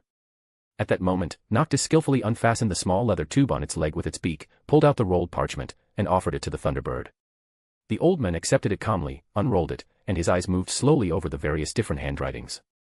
After a moment, he lifted his gaze from the parchment and met the quietly waiting Raven, a faint smile appearing on his face. "All right, don't worry." The Thunderbird glanced again at the mixed handwritings on the parchment. "I have plenty of supplies here." He turned toward his large desk, pulled open a heavy drawer, and took out a sealed glass jar. Scooping out a generous handful of shimmering mithril shavings, he placed them on a clean tray and pushed it toward the Raven. "You can eat your fill here and leave after the rain stops." Omega, finally. Noctis's eyes seemed to brighten. It immediately hopped from the perch to the desktop and began pecking eagerly at the precious mithril shavings. The crisp tap-tap of its beak against the tray sounded especially clear in the room as the thunder gradually faded. It was truly hungry. This journey had been longer than ever before. Even at Christmas, when it flew around the world delivering gifts, it could still return to Hogwarts midway to enjoy Sagres' special meals. But this time was different. Its route spanned the entire globe, and it would likely be flying outside for the whole summer, or even longer, until that curse spell on Sagres disappeared. Although its structure was special, with its core powered by magic so it could maintain basic activity without eating, long periods of high-speed flight still accumulated an undeniable fatigue in its body. While the Raven was absorbed in its mithril feast, the Thunderbird had already seated himself at his desk. He took out a quill made from an adult Thunderbird's tail feather, dipped it in ink, and with strong, steady strokes wrote his reply in the blank space beneath the previous messages. "Everything is normal here, no need to worry. Noctis will eat and drink its fill here, and to keep it from getting into trouble again, it will depart with some mithril shavings, Thunderbird." The heavy rain outside gradually ceased, leaving only the faint patter of water dripping from the eaves. The voices and footsteps of students grew clearer, filling the castle with renewed life. "It's almost time, little one." The Thunderbird carefully rolled up the parchment, placed it back into the waterproof leather tube, and fastened it securely to Noctis's strong leg. At the same time, he tied on a small pouch sewn from tough dragon hide, filled with heavy mithril shavings. "Take these, you won't have to worry about rations on your journey." He gently patted the Raven's back, his voice warm. "Give him my regards." Noctis let out a short, low caw in response. It lingered on the perch for a moment, as if gathering strength, or perhaps saying goodbye. Then it suddenly spread its black, rain-damp wings and dove into the moist air outside the window, continuing its long and arduous journey around the world. Brazil. Rio de Janeiro. International Fluid Network Coordination Office. Noctis landed directly outside a large control center within the coordination office. Inside, the lights were bright, and the scene was unusual. A massive three-dimensional sandtable model, occupying most of the room, rotated slowly, clearly marking fluid network nodes across the globe. Countless thin lines flickered, connected, and disconnected across the sand table, forming a rapidly shifting global web of light. Robin stood at the central control console of the sandtable model, humming a cheerful samba rhythm, her body swaying slightly with the movements of her wand.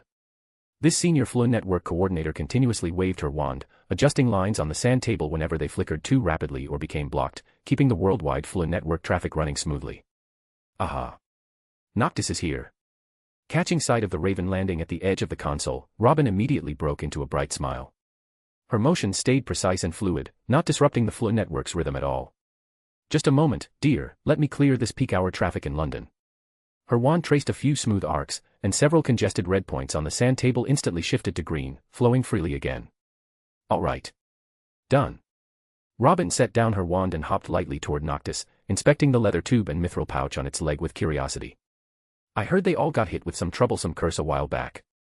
She took the parchment from the Raven's beak and unfolded it as she asked casually.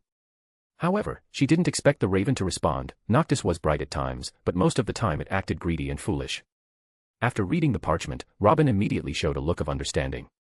"So you're on a world tour again this time?" A smile curved her lips. "And you went to the Thunderbird first? TSK, looks like you've profited quite a bit." She opened the dragon hide pouch on the Raven's leg to check, only to find it empty.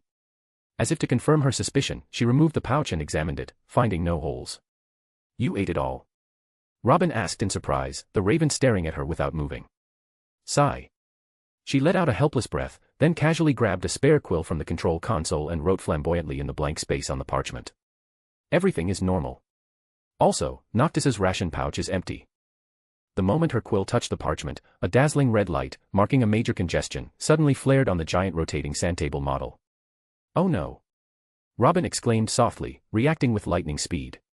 She snatched the parchment, rolled it up, and stuffed it back into the leather tube while shouting into the magical speaking tube connected to the next office, "Loy! Transfer all mainline loads under my name to your side. I've got something to deal with here." "Got it." Loy's crisp reply came instantly from next door. Almost the moment the words fell, the dense, flickering colored lines on the sand table dimmed at once. The pressure eased immediately, and Robin finally let out a long breath, lifting a hand to wipe away non-existent sweat. She turned toward Noctis, who had been waiting quietly, winked playfully, and switched back to her relaxed smile. Crisis averted. With that, she conjured a small crystal vial from her uniform pocket. Inside were several pieces of mithril cut like diamonds. "Here, I've got some snacks too, energy for the road." She twisted open the cap and poured the precious mithril pieces into the empty dragonhide pouch. Noctis lowered its head to inspect the pouch, now noticeably plump again, and let out a less unpleasant caw of gratitude. Robin leaned against the control console, looking at the raven, and said casually as if chatting with an old friend. "Sigh, I have to stare at this sand table for 3 hours every day, my eyes are going blurry. Earning these galleons really isn't easy." Caw. "The most infuriating thing is my boss." She rolled her eyes, imitating someone's lazy drawl. "He just lounges in his fancy office with thick carpets all day, either reading the newspaper or Witch Weekly. And whenever he suddenly feels like wandering out, he starts pointing fingers and giving completely useless instructions. I really want to smack that shiny forehead of his with a nasty curse." Caw. "Fortunately, I've got a few even more miserable coordinators under me," she went on, sounding a bit smug. "When I'm drowning in work, I can secretly dump some tasks on them. Otherwise, I'd collapse on this control console sooner or later." Caw. "But their movements are just too slow. Work I can finish in half an hour takes the 3 of them 3 hours. Their inefficiency drives me mad. And when I want to scold them, it turns out they haven't even been slacking off, their eyes are bloodshot from overworking, and they look so pitiful." Sigh. Caw. "Oh, asterisk greater than over equal to less than over equal to, Dizzy read up to 12 plus chapters in advance on Trian/Dark Devil. Chapter 177, checking in on the guild members." Half an hour later, the senior coordinator of the International Flow Network Coordination Office finally stopped to gulp down a large amount of water, her throat dry from talking so much. "Phew, what a pleasant chat, Noctis." She smiled and waved at the raven. "Go on. Continue your journey, and I wish you a smooth trip. It's almost time for me to get out of work, too." Caw. Noctis spread its wings, glanced back at the control room filled with magical instruments, and then, like a streak of black light, soared into the starlit night sky. A few days later. Sydney, Australia, International Confederation of Wizards Bulletin Headquarters. Noctis appeared on the upper floor of the Bulletin Headquarters building, landing precisely outside the window of a large, open-plan office. The scene inside was a magical marvel. Countless floating bulletin boards drifted through the air, their dense lines of text scrolling and updating ceaselessly like a rushing waterfall. Magic news flashes, official announcements, emergency alerts, and even rumors from around the world converged, collided, and were filtered here. Staff in uniform hurried back and forth, occasionally waving their wands to categorize, archive, or urgently dispatch streams of information. The air was filled with the scent of parchment and ink, mixed with the faint hum of high-speed information flow. Stork stood in the center of the office, in front of an information hub composed of countless parchments. He wore a crisp gray suit, his hair neatly combed back, and a pair of gold-rimmed glasses rested on his nose. Behind the lenses, his sharp eyes swept rapidly across the endlessly scrolling information. At the same time, his wand tapped continuously in the air. Each tap enlarged an important headline and sent it to a designated floating bulletin board, or instantly marked a suspicious, inflammatory information stream with a scarlet quarantine rune, sending it to a separate review queue.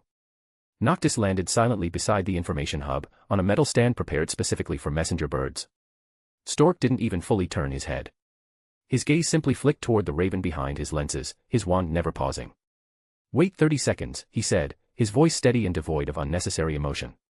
He was currently handling an urgent report about abnormal magical creature migration in a region of South America. 30 seconds later, after seamlessly transferring the processing queue to a waiting subordinate, Stork turned and took the parchment from the raven. He scanned the various handwritings and brief reports from different members, a slightly stiff smile touching his lips. "I don't have any mithril in reserve here, but the cafeteria downstairs has special owl feed. Do you need some?" Noctis shook its head. Stork said nothing more. He pushed his glasses up the bridge of his nose, drew a black pen from his suit pocket, smoothly unscrewed the cap, and quickly wrote on the parchment. "All normal. P.S. According to an internal report, Hummingbird's Merlin First Class Order ceremony is scheduled for mid-August. Congratulations, we are one step closer to our goal. Stork. The ink dried instantly. He rolled up the parchment and neatly placed it back into the leather tube on Noctis's leg. However, the raven did not leave right away. It folded its wings on the cold metal stand, resting quietly for a long time. It wasn't until another dusty owl messenger landed beside it with a weary hoot that Noctis, as if reminded, slowly spread its wings and made room for the newcomer. Next came a long journey across continents and oceans. Noctis set off again, flying non-stop toward the African continent. This was the final stop on its global consolation tour. If all went well, once this errand was done, it could return to its familiar tower at Hogwarts and resume its leisurely life of idleness and watching over the castle. Traveling around the world was no easy feat, especially when the only mode of transport was its own wings. More than 10 days had passed since it left the stone walls of Hogwarts.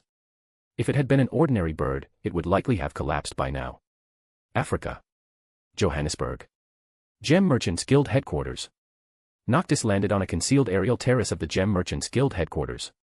The view here was excellent, overlooking both the bustling Muggle city below and the magical market hidden in its corners. The air carried the scent of dust and spices. Snowy Owl sat behind a large workbench inlaid with various gemstones, dressed in a neatly tailored silk robe, with special crystal goggles perched on her face, goggles capable of seeing the internal magical flow of gemstones. There wasn't much cover on the terrace, but an invisible magical barrier kept out the noise and prying eyes from outside. Sitting in the sunlight, Snowy Owl held a slender pair of tweezers and carefully examined a pigeon egg-sized deep red gemstone against the light. Noctis's landing broke her concentration. She paused, set down the gemstone and tweezers, and lifted her hand to remove the crystal goggles, revealing a shrewd, sharp-featured face. Her gaze immediately settled on the flattened dragon-hide pouch on the raven's leg. Her slender brows lifted slightly, and a knowing smile curved her lips. Looks like the journey took quite a toll. She murmured this to herself as she reached for a small silver box inlaid with large turquoise stones on the workbench. When she opened the lid, it revealed a collection of cold, pure mithril ingots. She casually picked up a few heavy ingots and placed them into a nearby small enamel dish, producing a crisp clinking sound. "Here, extra meal," she said, her voice carrying a faint hoarseness from long hours of work. Noctis hopped onto the railing without hesitation and began another round of pecking at the top-tier rations. Snowy Owl didn't immediately return to her task.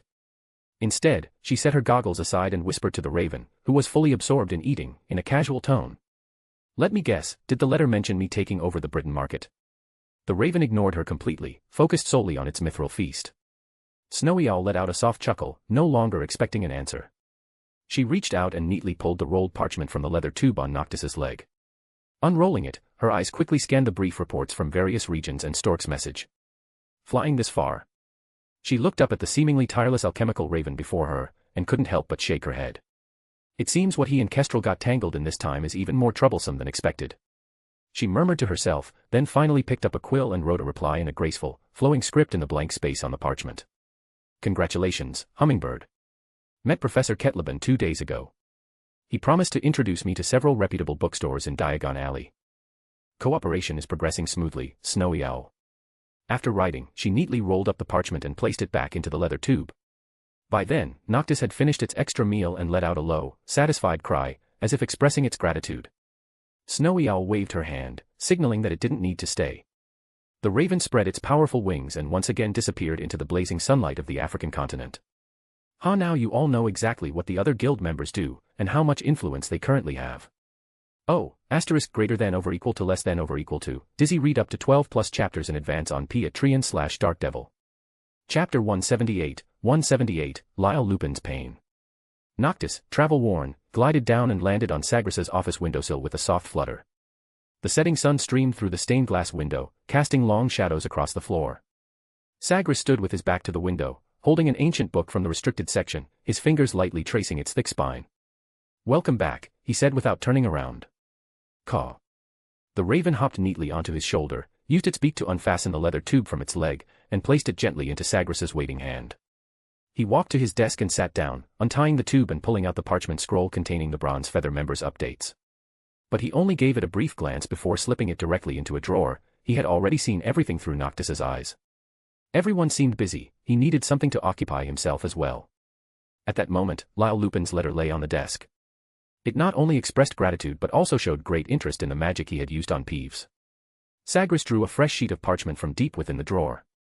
He picked up a special quill with a gleaming tip, dipped it in ink, and began to write. The Chaos Tempestus magic flow pattern and analysis diagram. Before long, he had meticulously recorded all the details of this spell, the incantation, formula, structure, magic pathways, theoretical deductions, and several key application hypotheses. When he wrote the final word, Sagres gently blew the ink dry and carefully rolled up the parchment. "Deliver this here," he said, giving an address, "then return." And so, Noctis, who hadn't even had a sip of water, helplessly set off once more. Fortunately, this time the destination wasn't far, somewhere within Britain. That night, through the Raven's eyes, Sagres saw Lyle Lupin's home, a small, ivy-covered cottage in Gwent. The interior was simple and slightly worn. On the mantelpiece sat a picture frame, its edges heavily worn but its glass polished bright. It was a magical photograph. Besides a young Lyle Lupin, there was a young witch with a gentle smile and bright eyes, holding a little boy, about 2 or 3 years old, with soft brown curls. The boy was giggling, reaching out to grab his mother's flowing hair. The three of them radiated a simple, warm happiness. Once Lyle Lupin's entire world, his wife and son. But clearly, that happiness had been cruelly destroyed. Sagres's gaze shifted to the wall. Several long-expired issues of the Daily Prophet were pinned to the shaky wooden boards, along with several Ministry of Magic wanted posters. The topmost one, worn from repeated handling, had curled corners and bore the image of a ferocious-looking man with wild, crazed eyes, Fenrir Greyback. The wanted poster listed the notorious werewolf leader's crimes, attacking muggles, creating werewolves, torturing wizards to death. Below the poster, several small newspaper clippings were pasted, all reporting scattered sightings and attacks committed by Greyback and his pack. Sagres noticed that the date on one of the clippings came not long after Lyle Lupin resigned from the Ministry of Magic. In the corner of the desk lay an open notebook, filled with messy handwriting. A few titles were visible: Werewolf Potion Material Replacement Hypothesis, Lunar Phases and Werewolf Aggression Correlation. Each line overflowed with a desperate intensity for research. The old man now stood before the wall, his calloused fingers repeatedly brushing over the curled wanted poster. Sagres's deep eyes showed no ripples, but beneath that calm lay a thread of understanding. No words were needed, the truth was already clear. Lyle Lupin, this widowed old man, his shattered family, his grief, and his sudden change in research focus, everything pointed to the same brutal source, Fenrir Greyback. His wife and child had likely died in a tragedy caused by that mad werewolf or his followers. Noctis, perched on the window frame, suddenly shifted. It sharply ruffled its feathers and let out a short, hoarse cry that drew the old man's attention. Lyle Lupin turned around, puzzled. The raven tilted its head, fixing him with obsidian-like eyes. Then it lowered its head, retrieved the letter, and gently placed it on the worn wooden table. "It's you." The old man's voice carried a note of surprise. He quickly stepped forward, picked up the parchment, and began to read, his brows knitting tightly as he focused. "Ah. I thought of this too, but I couldn't put it into practice. Remarkably bold. This is indeed something I've never considered. What a pity, my research on mischievous spirits has been delayed for too long, these last few years." He muttered to himself as he pored over the parchment. After a while, he finally looked back at the raven. "I'm terribly sorry, I don't have anything for you to eat," he said with an apologetic smile. "Owls don't come by often, let alone a raven." Noctis simply stared at him, its eyes far too knowing for a bird. Its gaze was so fixed and intense that when Lyle finally sensed something was off, the raven spoke in a stiff, monotone voice, "Fenrir Greyback. Dead." Lyle Lupin froze. The wrinkles on his face seemed to harden all at once. His cloudy eyes flared with sudden, disbelieving light, his lips trembling soundlessly, as if trying to confirm something, yet unable to form the words. Noctis didn't give him the chance. Its message delivered, its task complete, it added one more line in that same flat, emotionless voice. "Time of death, 2 years ago. December." Then it no longer looked at the old man's stunned, grief-stricken expression. It spread its wings and slipped into the night outside the window, vanishing as abruptly as it had come. Lyle Lupin stood alone in the room, his body suddenly losing all strength. The wanted poster bearing his enemy's savage face drifted silently to the floor. On the mantelpiece, his wife in the photograph continued to smile gently, and the child in her arms giggled, reaching for her hair. In the fireplace, the last faint spark had died out completely. Lyle's eyes swept blankly over the fallen wanted poster, he did not bend to retrieve it. Greyback was dead. He had died 2 years ago. The news struck like a cold stone dropped into stagnant water, not stirring relief, but a suffocating, disorienting emptiness. The thing that had kept him going all these years, the hatred carved into his bones, the relentless research into werewolf traits, the desperate search for a weakness or a cure, had suddenly lost its target. He staggered back and fell into the worn armchair with a dull thud. Outside the window, the deep night pressed in, and silence settled over the ivy-covered cottage. Not long ago, news of Damocles Belby's development of the Wolfsbane potion had spread through the wizarding world. Lyle had obtained the formula almost immediately. But the joy lasted only a moment. The rare potion ingredients it required were impossibly expensive. Even a single brewing was enough to drain his already meager savings, let alone long-term, consistent use. For a wizard living on the edge of poverty, it was an unattainable luxury. Lyle sat slumped in the chair, his gaze finally drifting back to the open notebook on his desk, its pages filled with frantic, messy research notes on werewolves, lunar phases, and ways to restrain their ferocity. He had once believed that through this research, he might find a way, if not a cure, then at least something, to ease his son's suffering or to arm himself with a weapon against Greyback. But now the enemy was dead. The pillar of hatred that had upheld his research for years had collapsed. His son was still out there somewhere, enduring the curse alone, an antidote existing but forever out of reach because of poverty. That despair weighed far heavier on him than any news of Greyback's death. The root of Lyle Lupin's pain went far deeper than a dead enemy. The happiness in that photo frame had long ago been shattered by another curse. A son abandoned by society. A father trapped by old age and poverty. And an antidote sitting just beyond reach. This was the true, lingering darkness inside the ivy-covered cottage. Oh, greater than over equal to less than over equal to. Dizzy read up to 12 plus chapters in advance on Patreon/Dark Chapter 179, Sirius Black has escaped from Azkaban. After more than 10 days of self-imposed seclusion, Sagres finally felt the curse inside him begin to fade. Like rocks revealed after the tide recedes, a long-lost lightness returned to his body. He took a deep breath of air carrying the fresh scent of grass and wood, then pushed open the oak door of his office, which had been tightly shut for days. The corridor was empty, with summer vacation underway, the noise of students had long since vanished. Sagres walked purposefully toward the great hall. Nothing announced a return to normalcy better than a hot dinner. His requirements for food were not high, but if circumstances allowed, eating like a normal person was naturally preferable. The great hall was so empty he could hear his own footsteps echo. But beside the high table, he noticed Albus Dumbledore. The headmaster was seated there with a small dish of creamy pudding drizzled with maple syrup, his silver fork suspended in midair, blue eyes twinkling behind half-moon spectacles, as though he had been waiting for him. As expected. Sagres. Dumbledore's voice carried clearly through the empty hall. It is truly wonderful to see you out of your room. Indeed. Sagres took the high-backed chair prepared for him, he never doubted it, and reached for a large spoonful of mashed potatoes. Something wrong? He asked directly, his fork already aimed at a piece of golden-brown roasted carrot on his plate. Dumbledore nodded, elegantly spearing a small piece of pudding with his silver fork. Earlier today, I visited Professor Lumina at St. Mungo's. Sagres's chewing slowed. Dumbledore let out a soft sigh, his blue eyes behind the half-moon spectacles filled with deep sympathy. Unfortunately, the consequences of the accident were far more serious than I expected. The healers at St. Mungo's did their best, but the conclusion is, she will not be able to return to teaching defense against the dark arts next school year, perhaps not for an even longer time. Her body needs rest, a very long rest. I see. Sagres's tone was calm. That is indeed unfortunate. But beneath the flat tone, there wasn't the slightest trace of regret. Yes, very unfortunate, Dumbledore agreed, taking another bite of pudding.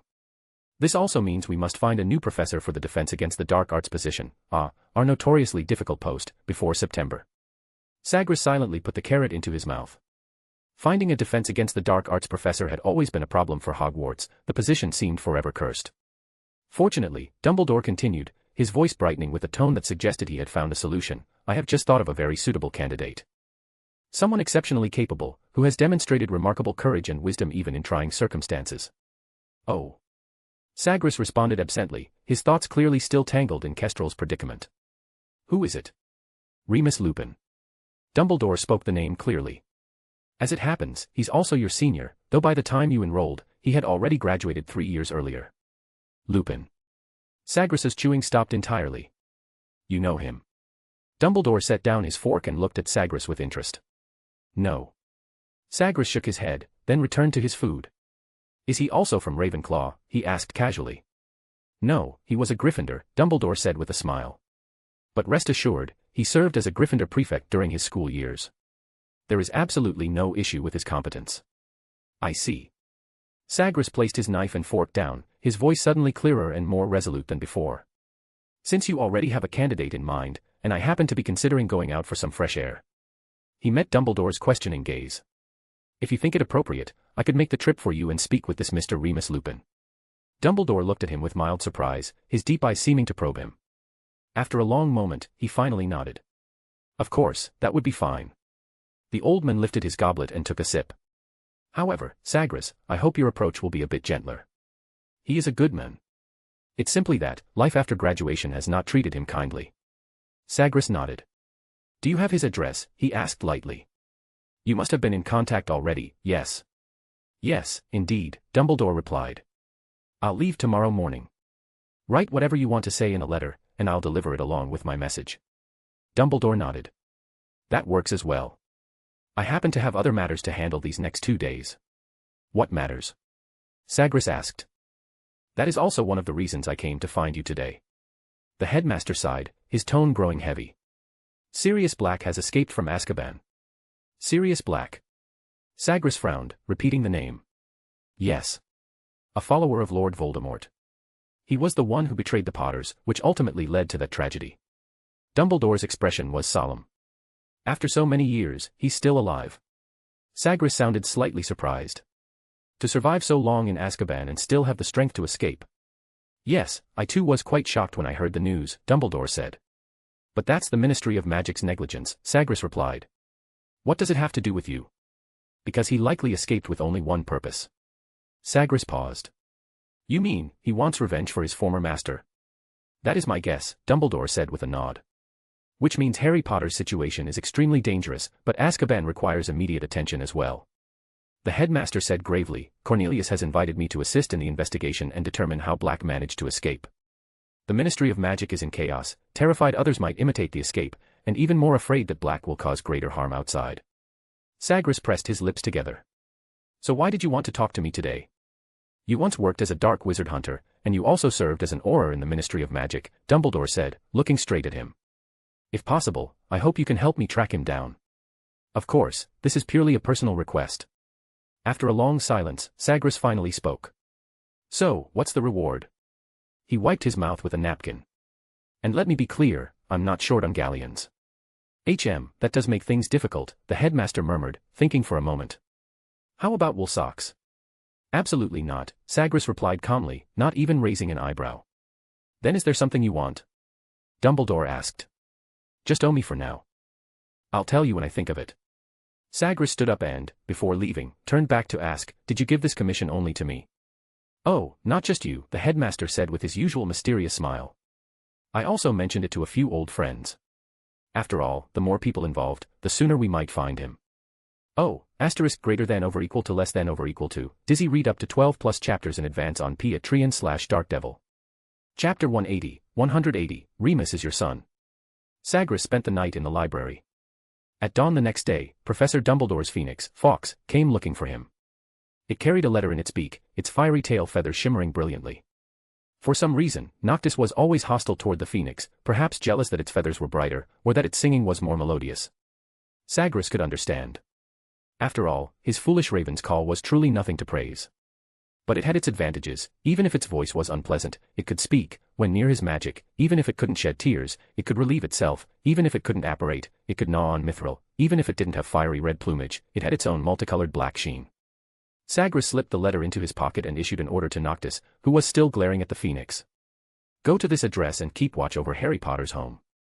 If anything unusual happens nearby, inform me immediately. He handed the raven the address Dumbledore had given him the night before. Since he had accepted the commission, he needed to be ready. The raven looked extremely unwilling, but it had no choice. It flapped its wings resentfully and flew off. After Sagres finished breakfast in the Great Hall, he used swift shadow form to arrive outside Lyle Lupin's house. The cottage walls were mottled, and a few slightly wilted herbs sat on the windowsill. Thump, thump, thump. He knocked lightly on the weathered wooden door. A faint sound of footsteps came from inside the house, followed by a creak as the door opened. Who are you? An old man with white hair and a stooped figure looked at the extraordinary young man standing outside. His cloudy eyes were filled with confusion. Hello, Mr. Lupin. We just exchanged letters yesterday, Sagres replied calmly, his gaze sweeping briefly over the simple furnishings inside. Lyle Lupin froze for a moment. Then his eyes widened, deepening the wrinkles on his face. Are you Mr. Greengrass? I mean, Professor. His voice carried a hint of surprise. He clearly hadn't expected the writer of the letter to be so young. Please, come in. Have a seat. The old man hurriedly stepped aside, his tone restrained yet respectful. "Just call me Sagres." Sagres smiled slightly and naturally walked into the small cottage, faintly scented with herbs and old books. He chose the sturdiest-looking wooden chair and sat down. "Is Peeves getting used to staying here?" he asked casually. "I imagine he's not too happy with my arrangement." "Oh, indeed." Lyle cleared a cluttered table, then turned to fetch a cup of water. "It's been uncooperative. And my research on non-human spirits has been shelved for too long. Things are still in the observation phase." As he gently placed the cup in front of Sagres, he couldn't help giving the young visitor another discreet glance. Sagres, noticing the glance completely, picked up the cup and said in his usual steady tone, "I hope my unannounced visit hasn't disrupted your research." "No, no." The old man waved his hands repeatedly, looking somewhat flustered. "Disturb? I should be thanking you." He lowered his voice and carefully sat down on another creaky old chair, his hands resting uneasily on his knees. "It's just. I have a question," he began hesitantly. "How did you know about the feud between Fenrir Greyback and me?" His voice carried years of buried pain and a faint, almost imperceptible wariness. Sagres took a sip of water and slowly set the cup down. "Does that really require such rigorous deduction?" He lifted a hand and pointed to the yellowed newspaper clippings and werewolf wanted posters pinned to the wall, Fenrir Greyback's grim face at the center of them all. Old Lupin followed the gesture. His lips moved, but in the end he said nothing, only a faint dimness passed through his eyes. "Besides," Sagres added, his tone calm and even, "my raven can tell me everything it observes." Lyle Lupin understood immediately. He nodded heavily, his shoulders sinking slightly. 2 years ago, I encountered Greyback and his accomplices at Oak Market, southwest of Black Marsh Town. For certain reasons, I had to deal with them. Sagres spoke with the same steady composure as always. A hint of astonishment flashed across Lyle Lupin's face, clearly surprised by the strength Sagres had shown. But when he recalled the magic recorded on the parchment, that astonishment shifted into understanding. Not every Hogwarts professor deserved their title, but anyone capable of creating original magic was unquestionably powerful. "So, what is the purpose of your visit this time?" Lyle looked up and asked cautiously, unable to hide his curiosity. "Just passing by to check in and deliver a message." Sagres spoke calmly. "Professor Dumbledore is preparing to hire a new defense against the dark arts professor. His chosen candidate is Remus Lupin." "What?" Lyle Lupin couldn't conceal his shock, bordering on disbelief. "I'm guessing he's your son." Sagres ignored the old man's astonishment and asked with certainty. Lyle swallowed down the surge of emotion in his chest and slowly nodded. Yes. Dumbledore knew their situation, yet still wished to hire Remus. This was impossible to understand.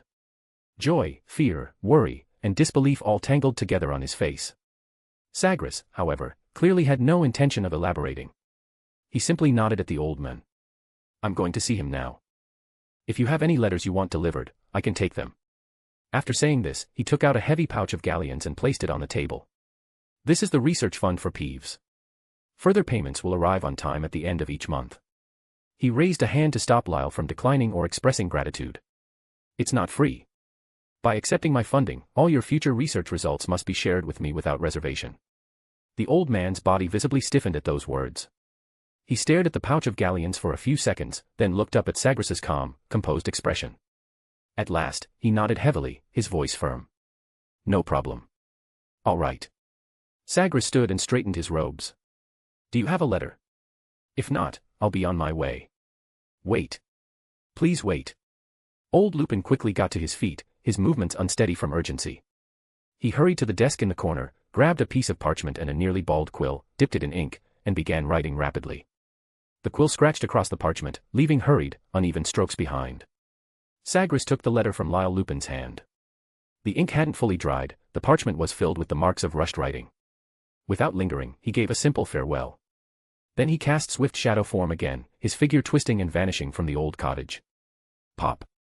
A faint popping sound echoed through a dark back alley in East London, thick with the smell of fish and coal dust. Sagres's figure materialized beside a pile of damp, musty wooden crates. He frowned slightly, brushed imaginary dust from his robes, and sharply surveyed his surroundings. This place was even more dilapidated and oppressive than where he had just been. The narrow alley opened toward a noisy dock at the far end, where rough shouts and the thud of heavy cargo could be faintly heard. Following the address Dumbledore had given him, Sagres walked deeper into the alley toward a rickety, cheap apartment building. The stairwell was dark and damp, the plaster peeling from the walls, and the air reeked of cheap tobacco and rotting food. He reached the top floor and found the room, its doorplate smudged and barely legible. Knock, knock, knock. The sound rang sharply in the silent stairwell. No response came from inside, only complete silence. Sagres was not surprised. Realizing the room was empty, he turned and descended the stairs, heading straight toward the noisy dock. At the dock, under a dreary sky, cargo ships were being loaded and unloaded. A group of shabby, grime-covered laborers hauled heavy sacks and wooden crates, staggering back and forth across the slick gangplanks. Sweat, rain, and seawater mixed together, soaking through their coarse clothing. Sagres quickly found his target among them, Remus Lupin. Oh, greater than over equal to less than over equal to. Dizzy read up to 12 plus chapters in advance on Patreon/Dark Devil. Chapter 181, The Hunt Begins. Remus Lupin wore a faded, coarse linen coat, its shoulders rubbed thin from carrying heavy loads. His hair, prematurely streaked with gray, clung damply to his forehead. He was struggling under the weight of a wooden crate heavier than he was, his back slightly hunched. Each step sank into the muddy ground, leaving deep footprints behind. Sweat streamed down his gaunt cheeks, mixing with the grime along his neck. Around him, the other workers labored with the same numb exhaustion, the air filled with harsh breathing and the impatient shouts of overseers. Sagres stood quietly not far away, his clean wizard robe strikingly out of place amid the grimy dock workers, like an apparition that had no business existing here. He watched Lupin calmly until the man finally set down his burden and wiped his sweat with a threadbare sleeve, inadvertently catching sight of him. Lupin froze. Exhaustion gave way to bewilderment, then to incredulous shock, and finally to deep embarrassment and wariness. He did not know this young man, but the robes and bearing unmistakably marked him as a rich wizard. The stranger simply watched him. There was no clear emotion in those eyes, yet that direct, unhidden gaze made Lupin feel acutely uncomfortable. Sagres did not walk into the loud, chaotic loading zone. He simply tilted his head slightly, signaling Lupin to speak with him in a quieter corner. Lupin hesitated, glancing toward the overseer, but eventually dragged his weary, sweat-soaked steps toward Sagres and stopped a short distance away. He instinctively straightened his sore back, his eyes cautious. "Who are you?" Lupin's voice was hoarse, weighted with exhaustion. "Mr. Lupin," Sagres replied, his tone as calm as ever, as if the filth and clamor around them couldn't touch him. "Headmaster Dumbledore sent me to find you." Doubt deepened in Remus's eyes, unease spreading across his expression. "Professor Dumbledore? What does he want with me?" He unconsciously clutched the dirty hem of his coat. "Let's talk somewhere else." Sagres's gaze flicked over the nearby Muggle workers. "To your place." His tone was steady. Without waiting for a reply, he turned and began walking toward the cheap apartment building. Lupin didn't refuse. He silently followed the unfamiliar wizard, a storm of thoughts churning in his mind. The two climbed the stairs and returned in silence to the room on the top floor. Unexpectedly, although the small space was simple, it was impeccably clean and orderly. Sagres turned, his gaze landing on the disheveled Lupin. "My name is Sagres Greengrass," he said clearly. "I teach advanced charm theory and practice at Hogwarts." Lupin nodded at Sagres's introduction. Though he clearly had questions about the young professor's age, he held them back. "You said Professor Dumbledore has something for me," he repeated softly. Sagres did not answer directly. Instead, he calmly took 2 letters from inside his robes. One was an envelope sealed with the Hogwarts crest, Dumbledore's letter. The other was a parchment written recently by old Lupin, its ink still faintly glossy. "This one is from the headmaster." Sagres handed Dumbledore's letter to him first. Lupin glanced at his hands, covered in dust and sweat, and hesitated. "Wait." He turned quickly, pulled his wand from an old robe hanging on a hook, and murmured, "Scour Jiffy." An invisible breeze swept over him, wiping away the sweat and grime instantly. He looked noticeably cleaner. Only then did he accept the pristine white envelope with equally clean fingers. "Headmaster Dumbledore will explain my purpose in that letter," Sagres said. Then he held out the second one. "And this, your father asked me to deliver to you." "Father?" Remus's head snapped up, his eyes surging with sudden, sharp worry. He almost snatched the second letter from Sagres's hand. His fingers trembled as he held both letters. His gaze flicked between Sagres's calm expression and the envelopes in his hands, his breathing turning slightly unsteady. Sagres watched Lupin's eagerness to open the letters, tempered only by the restraint to wait until Sagres finished speaking, and said directly, "Professor Dumbledore wishes to invite you to serve as the defense against the dark arts professor for the coming school year at Hogwarts. As for your father..." He paused. "He seems well. He just misses you very much." With that, Sagres appeared ready to end the visit. He glanced at the worn, exhausted werewolf before him, gave a slight nod, and then, just before his figure vanished, asked in an almost casual tone, "Mr. Lupin, have you heard of the Blood Moon Alliance?" Lupin blinked, a blank look crossing his tired face. "What?" "Nothing." Sagres shook his head, tone flat. A very subtle legilimency had already been performed, and the answer was clear: Lupin wasn't lying. He truly knew nothing. Since the letters have been delivered, I'll take my leave, Mr. Lupin. Without any further pleasantries, Sagres's figure warped and blurred, and with a soft pop, he vanished without a trace. Remus Lupin stood rooted to the spot, as though the faint pop and the disappearing wizard were nothing but illusions. He looked down at the two heavy letters in his hand, one from his respected headmaster, bearing an unexpected invitation, the other from his father, the man he owed so much to and worried about day and night. The noise of the dock and the crushing weight of life seemed sealed away in that moment. His hands trembled as he opened the letters and began to read. After leaving Lupin's tidy little room, Sagres did not linger. Since he had accepted Dumbledore's commission, he would not treat it lightly. His apparition brought him to the infamous sea region of the North Sea. Cold gales, heavy with the salty sting of the ocean, struck Sagres's face without mercy. In the distance, the fortress built upon jagged black reefs resembled a tombstone, radiating endless despair. Dementors drifted silently between the towers, spreading a bone-deep chill. Sagres casually waved his hand, and several pale fire crows flew from his sleeve, circling around him. The cold Dementors immediately kept their distance. Although this visit lacked authorization or permission from the Ministry of Magic, entering this notorious prison was not a difficult task for him. After all, he had once been imprisoned here himself, and before that, he had deliberately inspected it several times.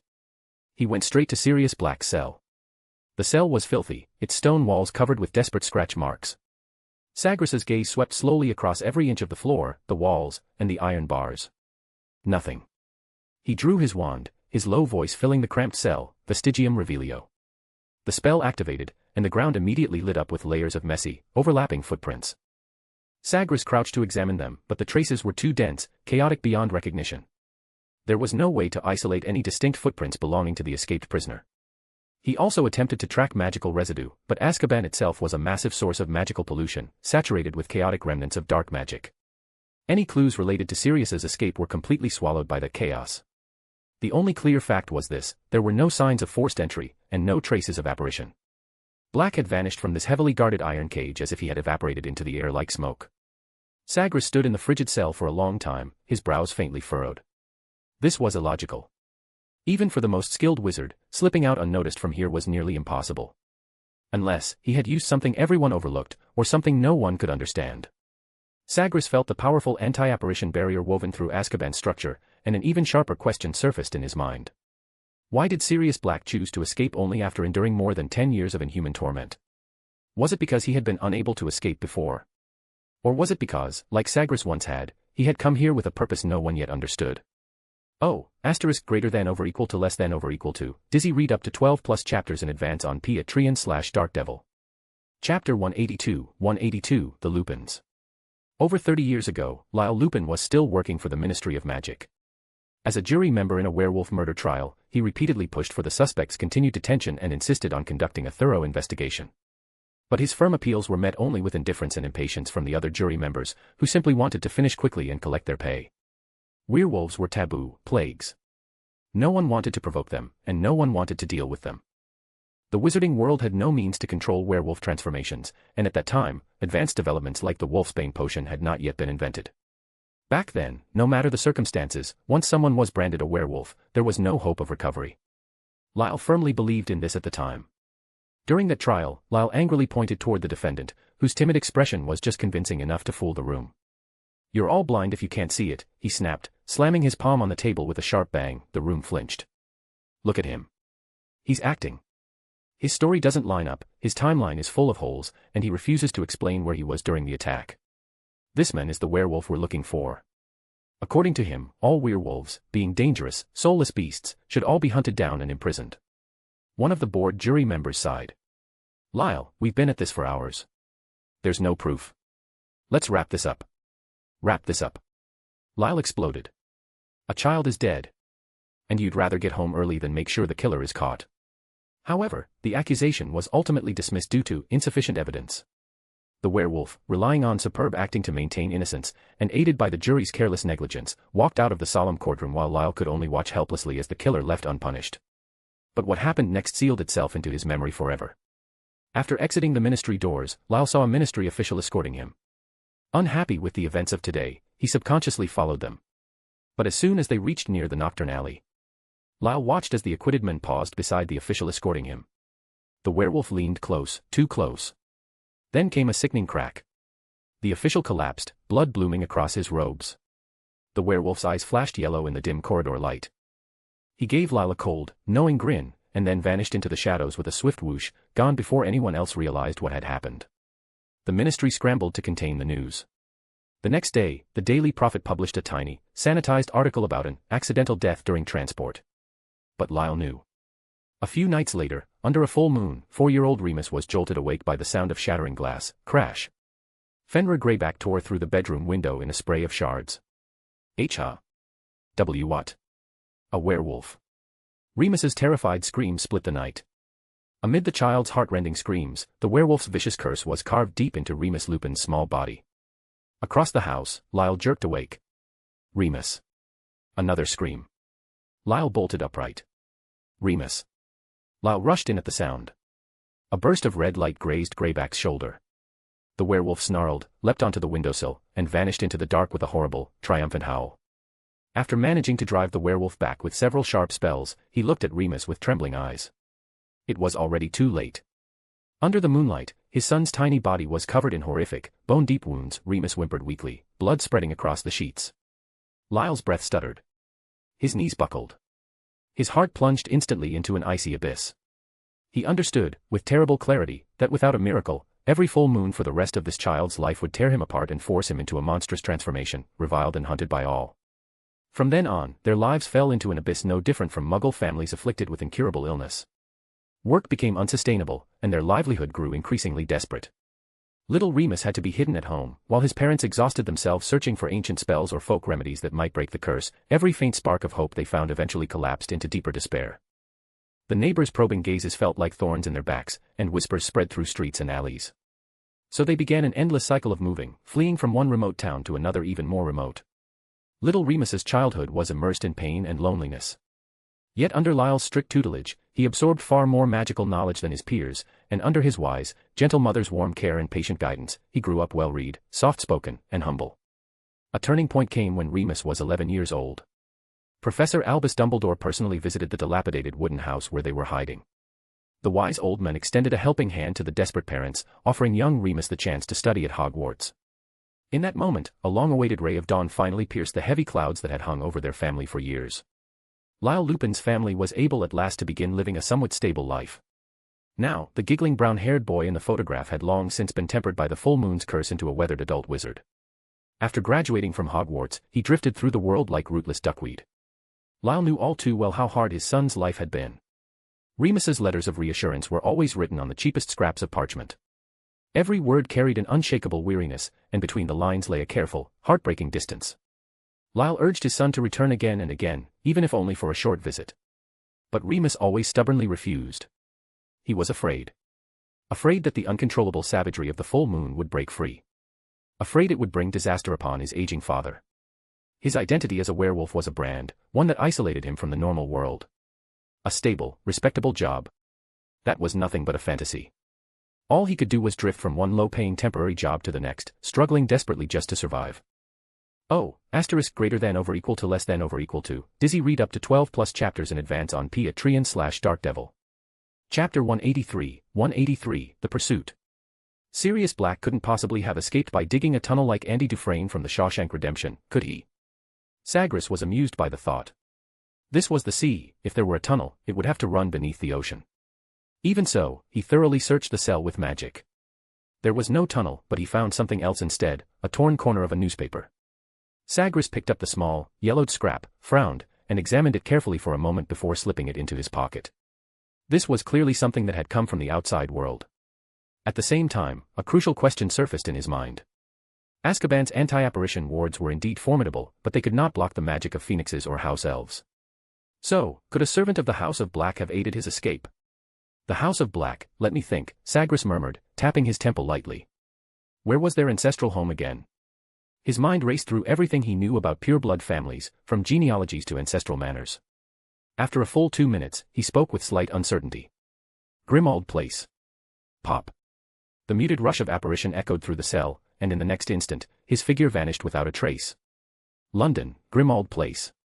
Sagres appeared in an inconspicuous corner of the square, his gaze sweeping over a row of seemingly ordinary terraced houses. The ancestral home of the House of Black was nowhere to be seen, which was only natural, as Muggles could not perceive it under the protection of powerful Fidelius charms. Number 12, Grimmauld Place. With a casual flick of his wand, the terraced houses before him slid apart like curtains, revealing a dilapidated, oppressive-looking townhouse. Sagres did not knock. Instead, he tapped the lock lightly with his wand. With a faint click and a brief trace of magical resistance, the thick, scarred black family door slid open in complete silence. A heavy stench of mold spilled outward. The entrance hall was dim. A chandelier shrouded in cobwebs hung from the high ceiling, while peeling wallpaper covered the walls. The vague outlines of portraits could be seen everywhere, yet the canvases were empty, as though the figures had retreated into hiding. The air was thick with stillness and oppression. As Sagres stepped inside, a small, ancient figure abruptly emerged from the shadows. Creature, draped in a filthy tea towel, his oversized, bat-like ears twitching, stared up at him, cloudy eyes blazing with undisguised loathing and malice. "Who's there?" Those large eyes, like filthy will-o'-the-wisps, swept back and forth over Sagres. "My name is Sagres Greengrass, and I'm here to..." "Get out. Get out.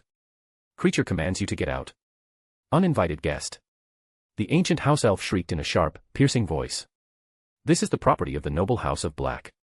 Without the permission of the mistress or young Master Regulus, even in death you lowly creature are not fit to set foot here." Creature grew more agitated with every word, spitting venomous insults and curses. Sagres remained utterly expressionless, not even lifting a brow. He simply watched the hysterical old elf calmly, as though observing a rabid stray dog. Just as Creature finished one tirade and drew breath to begin another, Sagres moved. He gave a light tap with his wand. Iota Cent Iota Sigma. This was no ordinary silencing charm, but one layered with powerful magical suppression. Creature's mouth snapped shut as if gripped by an invisible hand, every shrill curse cut off mid-syllable. At the same time, a tremendous force slammed him against the cold floor, pinning him there, unable to move, left only to glare uselessly with bloodshot eyes. Sagres ignored the violently trembling creature on the floor and began a thorough search of the dust-choked ancestral home. He passed through the gloomy entrance hall, entered the living room where every piece of furniture lay shrouded in white sheets, then checked the dining room and kitchen thick with cobwebs. He extended his magic into every corner, searching for any trace of serious black, magical residue, lingering scent, even the faintest emotional imprint. There was nothing. Only stillness and decay. It seemed the right-hand man of the Dark Lord was not foolish enough to return to this old lair, which was likely under observation, after making his escape. Sagres stood in the middle of the empty living room and slowly surveyed his surroundings. Creature was still struggling uselessly on the floor, resentment burning in his eyes. "It seems that noble fugitive isn't here," Sagres said lightly, whether to himself or to Creature, it was unclear. He snapped his fingers, lifting the spell. Yet the lingering oppressive presence made Creature scramble into the nearest shadow, daring only to peer out with eyes filled with fear and hatred. Sagres looked down at him, his voice frighteningly calm. "Now you answer when I ask." Any attempt at concealment or resistance, the tip of his wand glimmered faintly, and I'll simply extract the answers from your mind myself. Do you understand? "You filthy half-breed," Creature spat hoarsely. "Creature will never submit to you." "Oh, a tough one." Sagres's lips curled into a humorless smile. "I like tough ones." The tip of his wand flashed red. "Carnis exucio." "Arf." A shrill, distorted scream was forced from Creature's throat. He curled up on the floor as though countless invisible blades were cutting into his skin, the agony making his body convulse uncontrollably. Sagres waited calmly until the screams faded into broken whimpers before speaking again. "Doesn't seem so tough after all." He halted the spell for the moment and looked down at him. "Have you seen any sign of Sirius Black recently?" "No, haven't seen him for many years." Creature's voice was fractured by pain and terror. "How much do you know about his escape?" "And nothing." "I know nothing." A cold sweep of legitimacy passed through him, quickly confirming that he was telling the truth. The trail ended there. Sagres didn't spare the cowering house elf another glance. He turned and left the decaying ancestral home of the House of Black. Standing on the somewhat desolate street of Grimmauld Place, Sagres's gaze drifted into the distance. Azkaban had offered few clues, and the old black residence was empty. This so-called right-hand man of Lord Voldemort had truly vanished as if into thin air. Still, that was to be expected.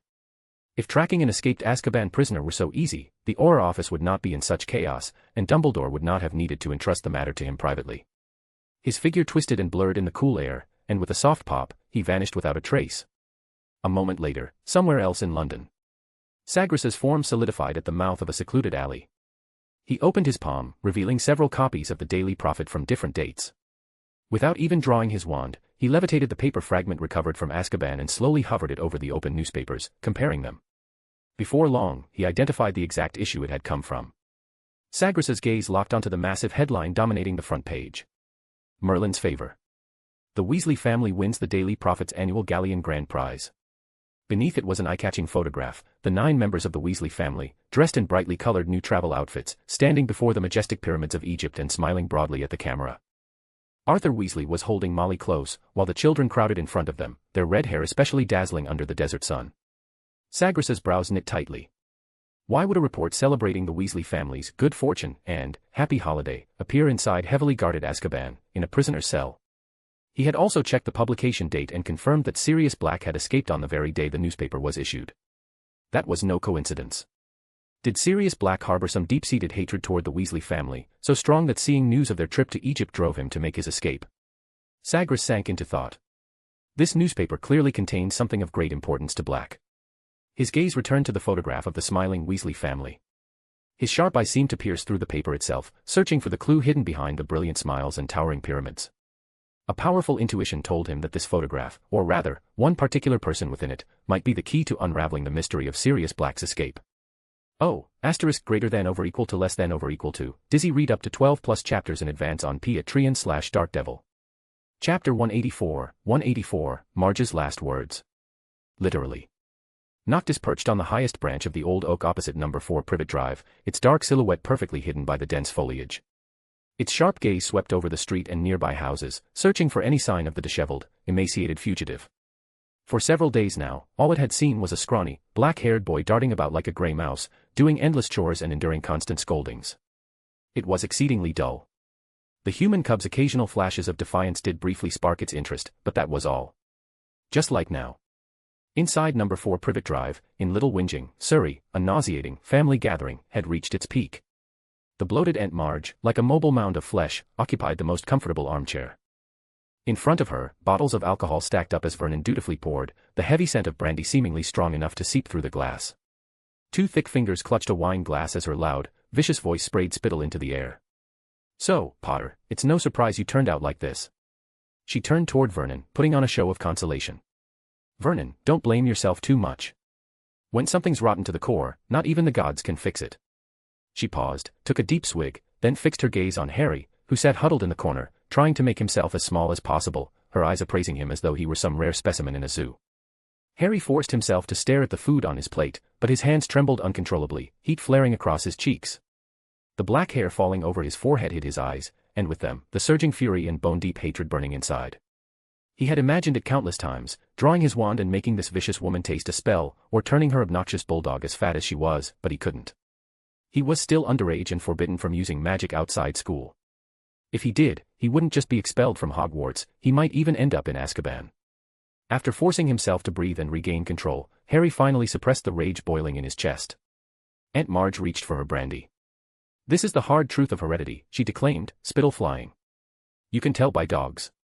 If the bitch is low-born trash, then the pups she breeds certainly won't be worth anything." At that very moment, bang! The glass in Aunt Marge's hand exploded without warning. Shards flew in every direction. She froze, eyes wide, blinking in disbelief as cold liquor mixed with splinters of glass ran down her flushed, bloated cheeks. "Marge!" Aunt Petunia screamed. "Oh my goodness! Are you all right?" I'm fine." Aunt Marge stammered, wiping her face clumsily with a napkin. "I must have gripped it too hard. It's happened before, honestly, Petunia, don't make such a fuss. I've got strong hands." However, Petunia and Vernon's suspicious gazes swept back and forth over Harry. He immediately decided to skip dessert and escape from the table as fast as possible. He rushed into the dim hallway, leaned against the cold wall, and gasped for breath. He hadn't lost control like that in a long time. It can't happen again, he thought irritably. Just then, his eyes drifted toward the window without thinking, and he froze. A raven, black as night, was quietly perched on the windowsill, its intelligent eyes fixed unblinkingly on him. Harry went completely still. He recognized the bird. "Mr. Noctis," he whispered in disbelief. "How are you here?" The raven did not answer. It simply spread its wings with calm elegance and flew straight into the house through the open window. Harry's heart shot straight into his throat. If the Dursleys noticed it, the fragile peace he'd endured for days would be completely destroyed. He hurried after it. Fortunately, although Noctis landed boldly atop the high chandelier like a living shadow, everyone else in the room, absorbed in brandy and roast meat, seemed utterly oblivious to its presence. Harry sat back down, his thoughts in chaos. Why was it here? Was it because of the glass just now? Had someone noticed? Had it been sent to watch him? The thought sent a chill down his spine. For the remainder of the torturous dinner, whenever Aunt Marge's venomous remarks flowed freely, Harry gritted his teeth and forced himself to think about the consequences of using magic, about expulsion.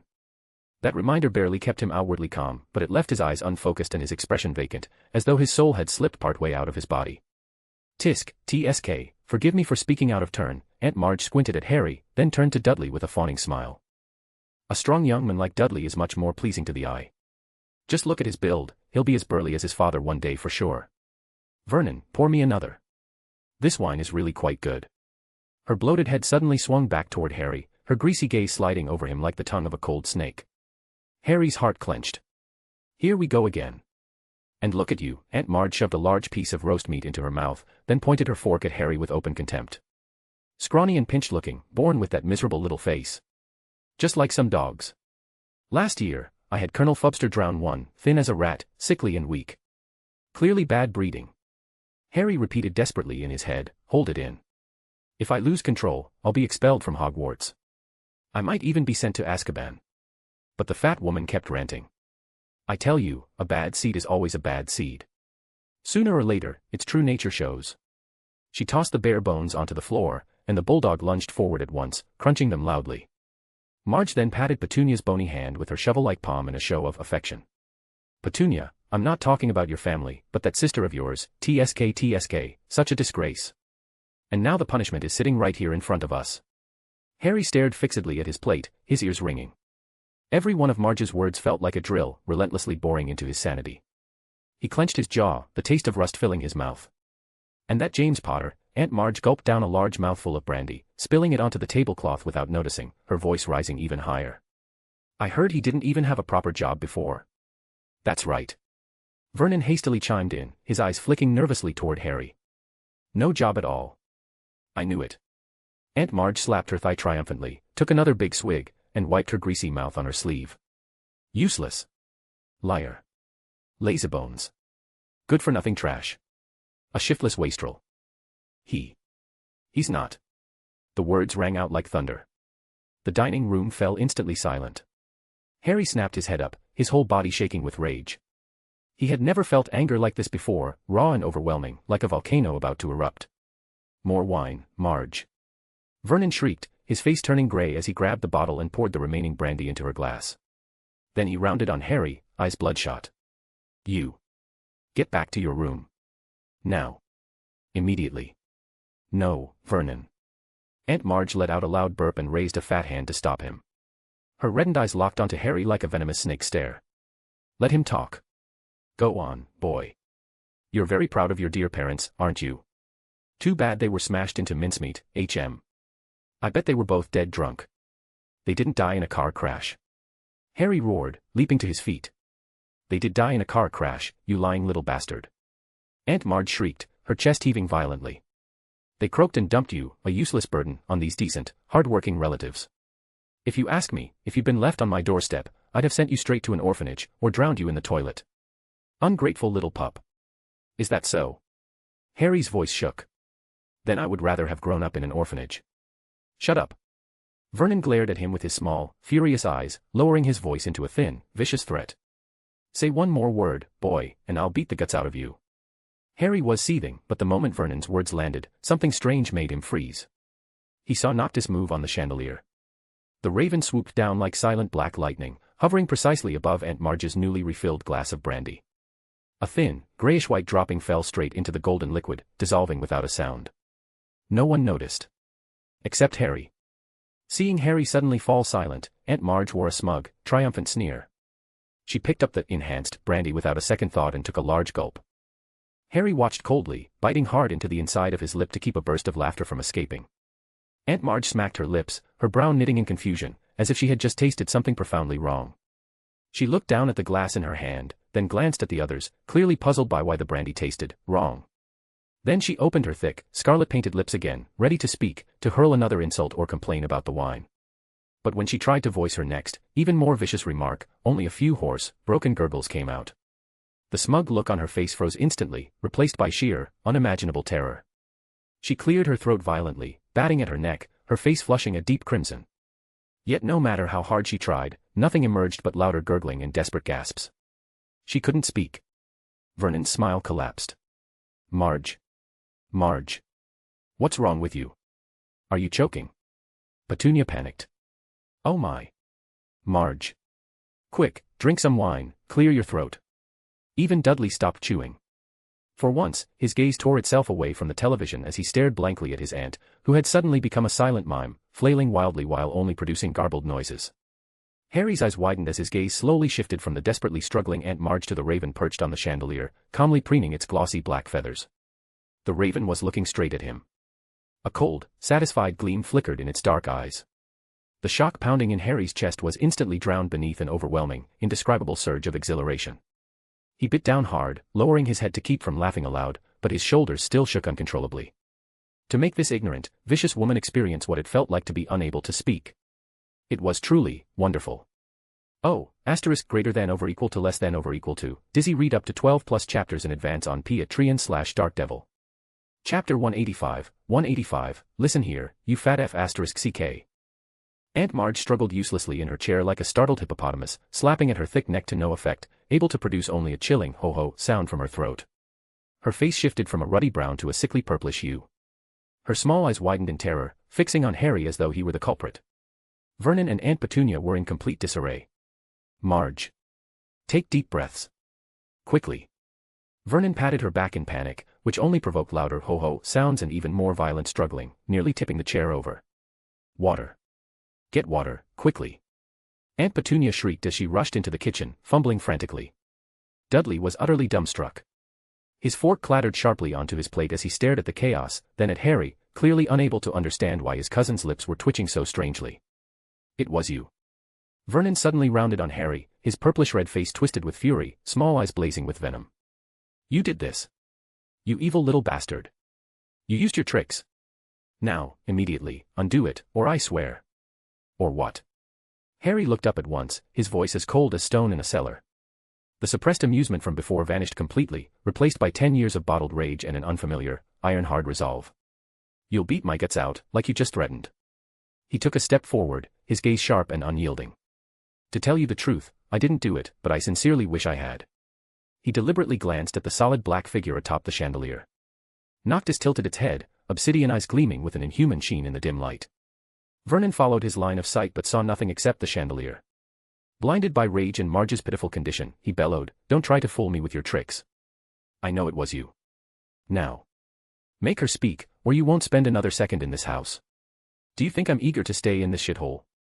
Harry's voice rose sharply. Years of suppressed humiliation and fury finally erupted. Listen, Dudley.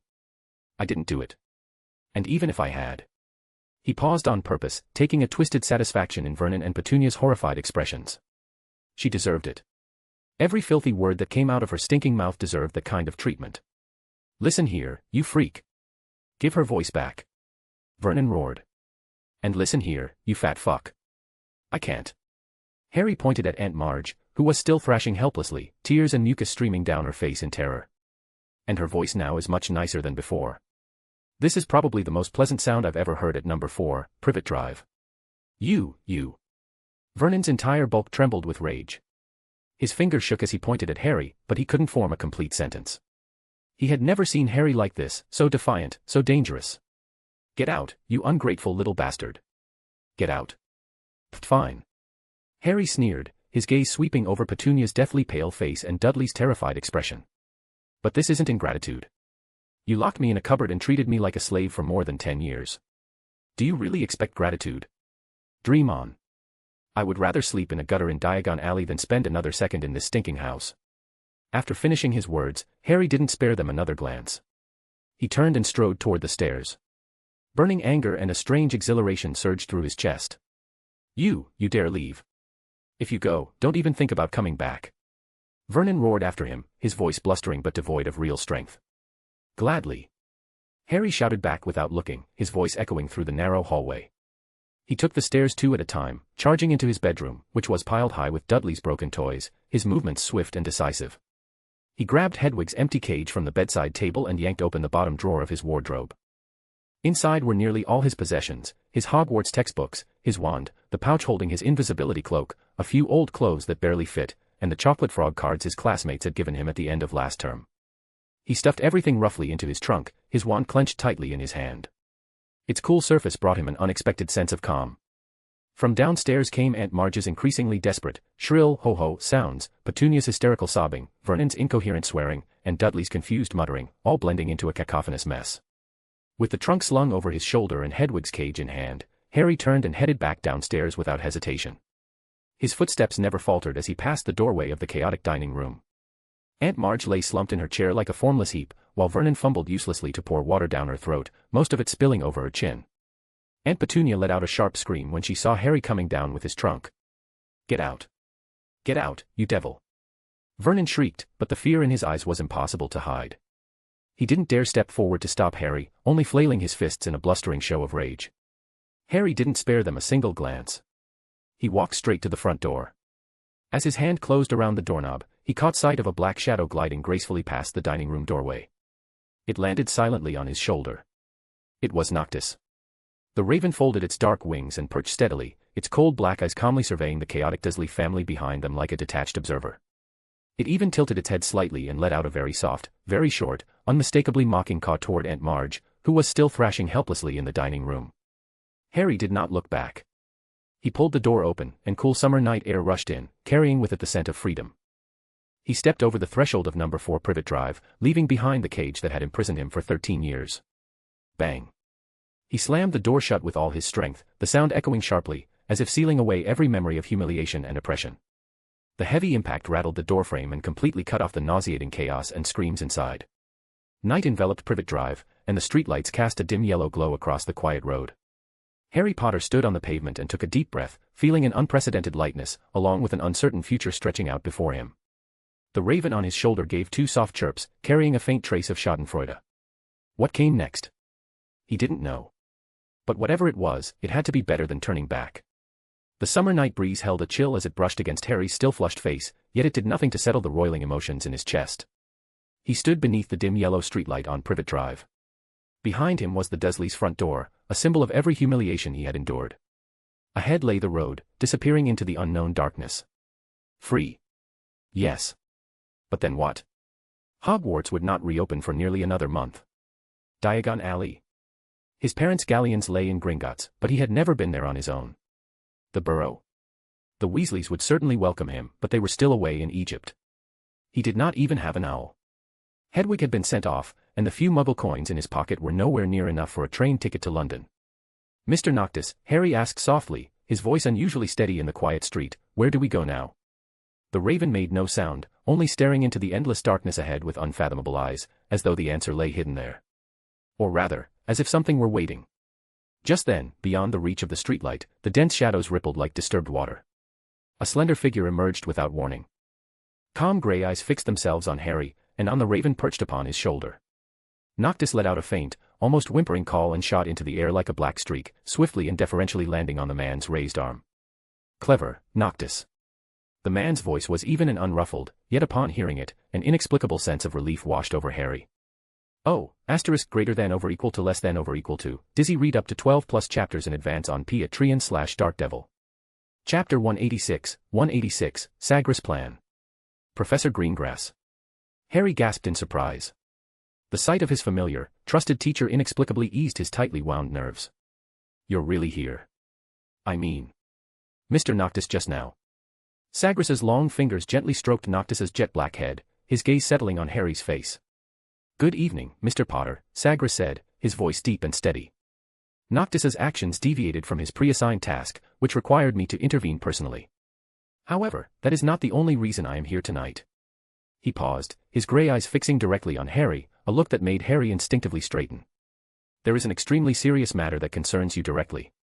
The Ministry of Magic has not yet made it public, but I believe you have the right to know, and I will require your assistance."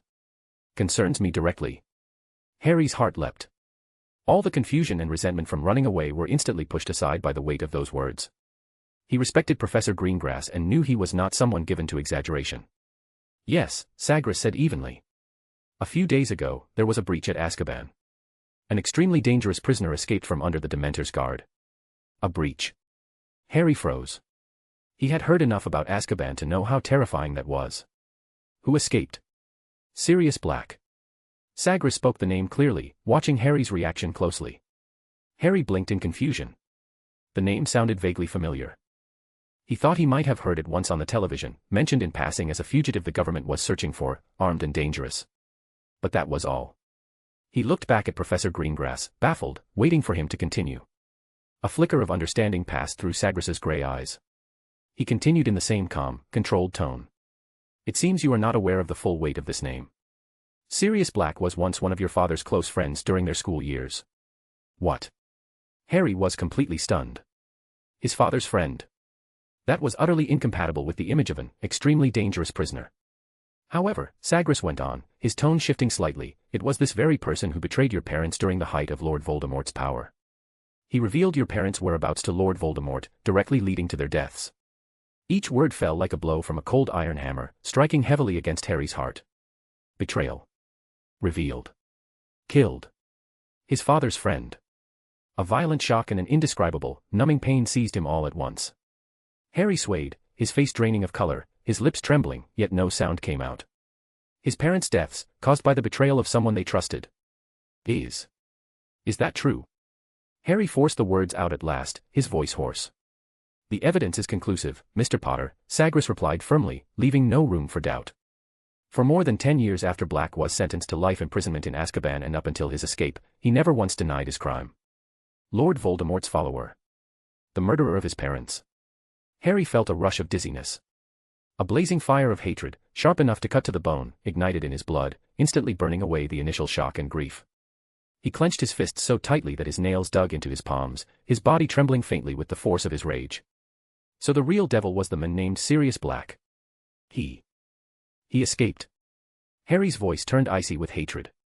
What does he want? According to the Ministry of Magic and Headmaster Dumbledore's assessment, Sagres said calmly, Black's likely target after escaping is you, Mr. Potter. You represent Lord Voldemort's greatest failure. As Voldemort's most fanatical follower, Black would almost certainly view killing you as the final step in completing his master's unfinished work. After all, Lord Voldemort fell at your hands. A bone-deep chill swept through Harry from head to toe.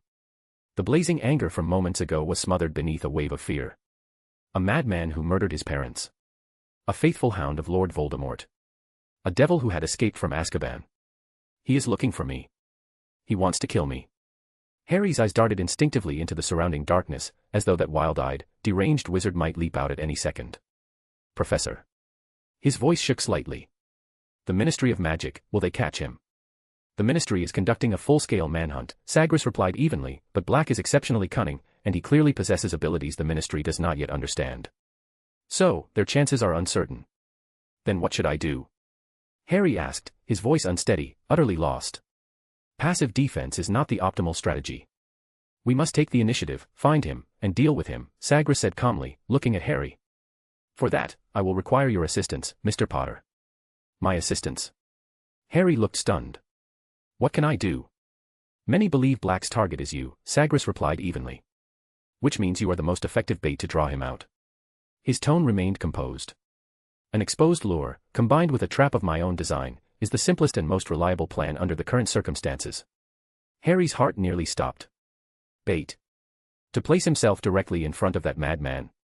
Instinctively, he wanted to retreat, to hide behind the shut door of the Dursleys' house, suffocating though it was. But when he looked up and met Sagres's deep, steady gaze, a strange courage welled up inside him. He trusted the professor before him, just as he trusted Headmaster Dumbledore. And this was a chance to catch the men who betrayed his parents. As the truth of their deaths resurfaced, and the image of the betrayer Black burned in his mind, Harry's fear was slowly crushed beneath a far greater force, anger, and the desire for justice. Pain and fear flickered through his green eyes, but in the end, they were replaced by firm resolve. What do I need to do, Professor? Harry asked. His voice still quavered slightly, yet his gaze was unwavering. If it means catching him, I'm willing to do anything. He straightened his back. Though his body still trembled slightly, his resolve was unmistakable. A trace of approval flickered in Sagres's eyes. Very good, Mr. Potter. Your courage is commendable. But you must remember, every action must follow instructions precisely. Emotion is the greatest interference to any plan. He nodded once and reached out, resting a hand on Harry's shoulder. First, we need a suitable, exposed environment.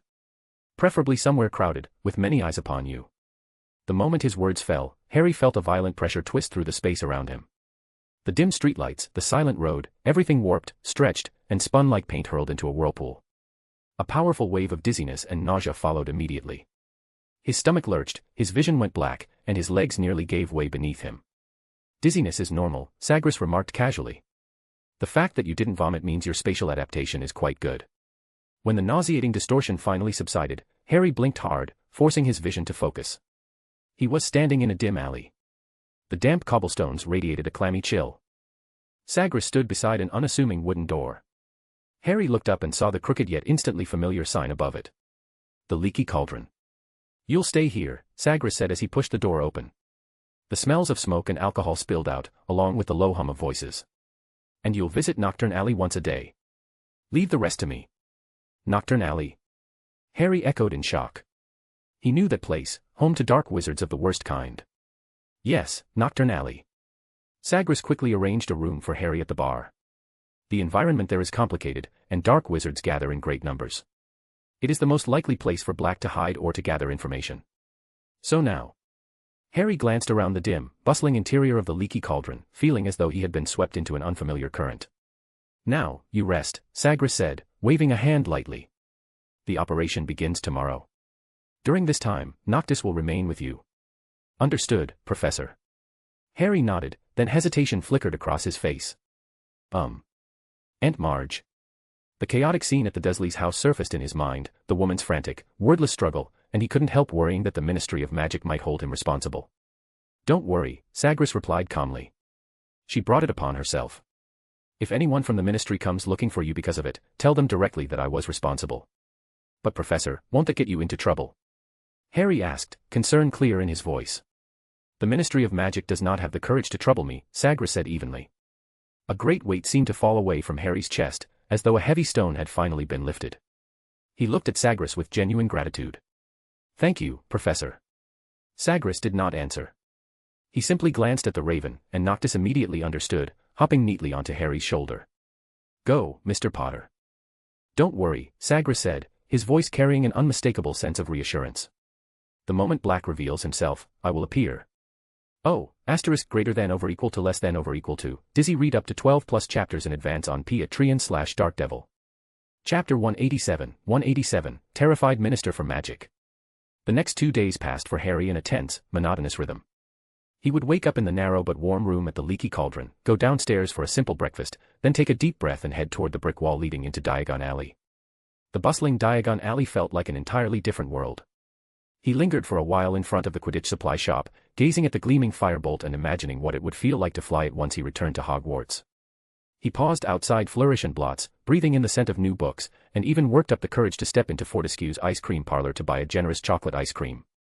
The sunlight, laughter, and familiar magic there temporarily eased the gloom weighing on his heart. The afternoon, however, was the true test. As the sun began to sink and the noise of Diagon Alley gradually faded, Harry would turn toward the dark, narrow side street that marked the entrance to Nocturne Alley. The moment he stepped onto the damp cobblestones, the temperature seemed to drop sharply. Light was almost completely swallowed by the crooked, looming black shopfronts on either side, and the air reeked of sharp potions and the unpleasant smells of dubious creatures. There was no laughter here, only malicious murmurs and unsettling displays in the shop windows, shrunken heads, massive black spider specimens, crystal balls glowing with eerie light, and greasy potion bottles marked with vague, ominous labels. Everyone he passed was wrapped in a tattered cloak, hatbrims pulled low, hurrying along with eyes gleaming in the shadows, openly wary and greedy. More than once, Harry felt cold gazes slither over his back like snakes, making the hair on his neck prickle. He saw shopkeepers with yellowed teeth and leering smiles. He saw dark wizards with hard, predatory eyes exchanging unknown items in shadowed corners. He even caught sight of some unspeakable creature's organ, suspended in a large glass jar in a shop window, its eyes snapping open to stare straight at him. Noctis remained perched quietly on his shoulder, its dark eyes keenly surveying their surroundings like a silent watchtower. Its presence brought Harry enormous comfort.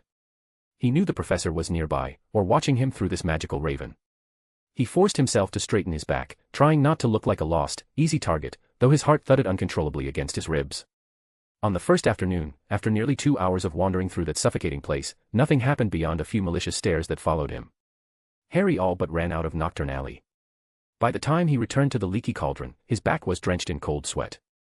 Noctis circled silently among the pub's low beams a few times, as if confirming the surroundings were safe. Harry had no desire to linger. He just wanted to get back to his room and breathe. He pushed the door open. And froze. An unexpected figure was seated in the room's creaky old chair. Harry. I am Cornelius Fudge, Minister for Magic, Fudge said as he shot to his feet, his plump face flooding with relief. Seeing you safe and sound at last, well, I can finally set my heart at ease. Oh, hello, Minister. Harry was still a little dazed, unable to understand why the Minister for Magic was waiting for him here. Fudge hurried forward and, without warning, seized Harry's arm. The alchemical prosthetic was hard and cold, astonishingly strong, clamping painfully against Harry's bones. Harry didn't dare pull away. Ah, Harry, Fudge sighed, dragging him over to the table and pressing him into a chair as if afraid he might bolt. You really gave us quite a scare, you know. Running off from your aunt and uncle's house like that. I thought you might have, well, but you're safe now, and that's what matters most. A flicker of barely concealed anxiety passed through his cloudy eyes. Harry's gaze drifted involuntarily to Fudge's metal arm. He vaguely remembered Ernie and the others mentioning that Fudge had claimed in the Daily Prophet that the injury was sustained while protecting students at Hogwarts, though exactly whom he had protected was never made clear. The explanation now felt oddly unsettling. Where did you go? Fudge demanded, picking up a cold piece of shortbread from the plate on the table. He finally released Harry's arm, though the reproach in his voice was unmistakable. I've been waiting here all afternoon. Harry began, scrambling for an excuse, but Fudge didn't give him the chance. Care for one? Fudge said, taking a bite of the biscuit, his words tumbling out quickly and indistinctly. But before that, there's something you should know. The accidental magic reversal squad we sent to Privet Drive yesterday was completely at a loss over your Aunt Marge's condition. She was entirely unable to speak, and all her teeth had fallen out. In the end, we had no choice but to modify the family's memories. They don't remember any of it now. So, no major incident, all resolved. He waved a hand, as though brushing aside a trivial inconvenience. Harry opened his mouth, then swallowed whatever explanation he'd been about to give. Fudge clearly wasn't interested in hearing it anyway. You're a very clever boy, Harry, Fudge said, his tone softening into something patronizing. Smart enough to hide yourself here. The leaky cauldron is quite safe, you can stay here without worry until... matters are resolved. He deliberately glossed over what those matters were. Has the Ministry of Magic caught Black? Harry asked suddenly, his green eyes fixed steadily on Fudge. The muscles in Fudge's face twitched visibly, and his smile stiffened at once. What? Oh, you've heard about that too. He rubbed his plump hands together, his gaze flicking away. Not yet, not yet. But it's only a matter of time. The Azkaban guards and the Aurors aren't merely decorative. He tried to sound confident, but the reassurance came out hollow. At that moment, a dark shadow landed silently on the windowsill. Noctis had returned. The raven's cold eyes swept indifferently over Fudge, as though he were nothing more than an uninteresting piece of furniture, then drifted away without concern.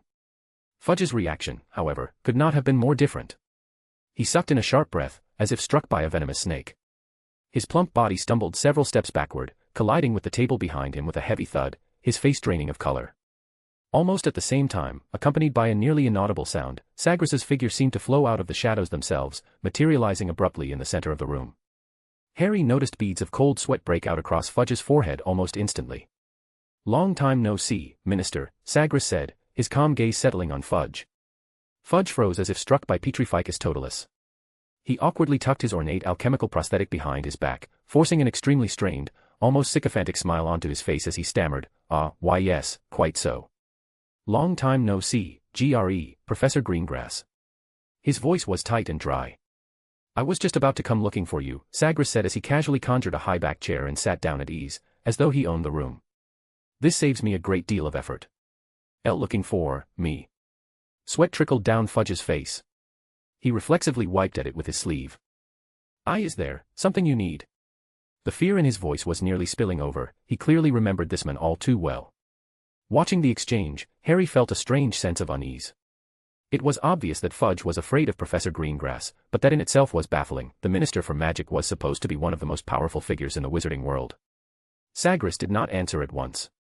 Instead, he drew a folded copy of the Daily Prophet from the inner pocket of his robes.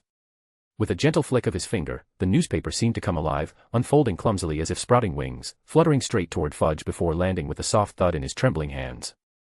I want to know how this newspaper ended up in Black's cell.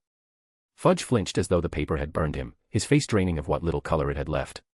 With trembling hands, he lifted the paper. After a single glance at the headline, Harry saw his already sickly complexion turn deathly pale. In Black's cell. Fudge's voice rose sharply as he tried to feign surprise, as though hearing this for the first time. This is an important lead. I had no idea. Is that so, Minister? Sagres cut in calmly. Unfortunately, my legitimacy indicates that you've just lied. All the blood vanished from Fudge's face at once. His body swayed unsteadily. He shot a terrified glance at Harry standing nearby, his lips quivering. At last, as if all his strength had drained away, Fudge's shoulders sagged and his voice dropped to a hoarse whisper. Why yes. I remember now. He pretended to study the newspaper again, as though searching his memory. I visited Azkaban some time ago, you see, and I happened to have this newspaper with me. Then Sirius asked for it. He said he wanted to do the crossword to pass the time, so I gave it to him. His voice grew quieter with every word, heavy with guilt. Sagres sat in silence, his ice-gray eyes fixed on Fudge. A weighty, wordless pressure filled the small room. After a suffocating few seconds, he spoke again. So, not long after he obtained that newspaper, he escaped from prison. Is that correct? Yes. Fudge's voice cracked, on the verge of breaking. But I swear on my life. It was just an ordinary newspaper. It absolutely could not have been the key to Black's escape. I swear. He shook his head frantically, desperate to distance himself from the matter. Sagres said nothing, merely continuing to watch him. After a long pause, he finally spoke again. Then, Minister, is there anything else you're withholding from us? Fudge swallowed hard, his Adam's apple bobbing violently as cold sweat soaked through his collar. I don't know what you already know, he muttered incoherently. His eyes darted back and forth as though weighing his options. At last, some thought seemed to tip the balance. He sucked in a sharp breath and spoke rapidly. However, back then, after Black betrayed the Potters, Peter Pettigrew went after him. Peter Pettigrew was also a close friend of the Potters. But Black was clearly far stronger than Pettigrew, he blew him to pieces in front of everyone. We only ever found one of Peter's fingers in the end. He recounted the incident as though tossing out a bargaining chip, hoping to divert attention from himself. Greater than over equal to less than over equal to. Dizzy read up to 12 plus chapters in advance on Patreon/Dark Devil. Chapter 188, Fudge's Disgraceful Mind. Fudge's narration carried deliberate embellishment, as if emphasizing Black's brutality while also trying to divert Sagres Greengrass's relentless attention from that newspaper. Sagres' eyes lingered on Fudge's sweat-soaked face for several seconds, his gaze seeming to pierce through flesh and look straight into his trembling soul. Fudge's clumsy attempts at concealment and deflection were laid bare in an instant. A suffocating silence filled the room, broken only by Fudge's heavy, panicked breathing. A truly regrettable outcome, Sagres Greengrass said slowly, his voice devoid of emotion. Minister, your additional explanation was impressive. Fudge's plump face flushed a sickly, purplish hue. His lips trembled, yet not a single word came out. He felt like a clown stripped naked before the spotlight. Now, leave, Sagres Greengrass said, waving his hand. The wooden door of the room silently swung open. I'm sure the Ministry of Magic has many important matters awaiting your attention. His gaze never fully settled on Fudge. That complete disregard was more humiliating than any scolding. Fudge felt as though he had been granted a reprieve, yet also utterly disgraced. His bulky body twisted awkwardly as he nearly stumbled toward the door. He didn't dare look at Sagres Greengrass again, much less at the Raven Noctis on the windowsill, which seemed to be silently mocking him. His heavy figure slipped out through the doorway in a panic, without offering so much as a farewell. The door slammed shut behind him with a loud bang, so forceful that the wall itself seemed to tremble. Only Harry, Sagres, and the silent Noctis on the windowsill remained in the room. Harry let out a long breath, feeling the tension in his nerves finally ease a little. He looked at Sagres and was about to speak, but noticed that the professor's gaze was still fixed on the closed door. Deep in those ice-gray eyes, a faint flash of unmistakable disgust seemed to pass. Professor, that newspaper. Harry couldn't help asking. Most likely a foolish mistake, with a very small chance that it was a deliberate seam. Sagres stood and walked to the window, looking out into the dim back alley behind the leaky cauldron. but it doesn't matter anymore. Black is already on the run, and what concerns me now is his true purpose in escaping. Isn't it, to take revenge on me? Harry asked, puzzled. That possibility cannot be ruled out, Sagres replied calmly. However, Black only escaped Azkaban after seeing this newspaper, and it contains neither your photograph nor your name. Then, what does that mean? It means he may have another objective, Sagres said matter-of-factly. Of course, as I said before, the possibility of him seeking revenge on you still exists, so the original plan remains unchanged for now. No sooner had he finished speaking than a rapid tapping sounded at the window. A snow-white owl was pecking anxiously at the glass. It was Hedwig. Her beautiful feathers were somewhat disheveled, and a thick envelope was tied to her leg. Harry hurried over and opened the window, and Hedwig immediately flew in, affectionately nuzzling his cheek and letting out plaintive coos, as if complaining about how hard it had been to find him. He gently stroked her and quickly untied the letter. The envelope bore Hermione's elegant yet slightly messy handwriting, clearly written in a rush. Harry unfolded the letter, and Hermione's worried words seemed to leap from the page. She had clearly learned about Black's escape and the danger Harry was in through the Daily Prophet or other channels. The letter was filled with anxious reminders: never leave a safe place, never act alone, wait for instructions from the adults, and that she and Ron would come to Diagon Alley a week before term to buy books, hoping to see him safe and well by then. No sooner had Hedwig settled on Harry's shoulder to catch her breath than another beating of wings came from outside the window.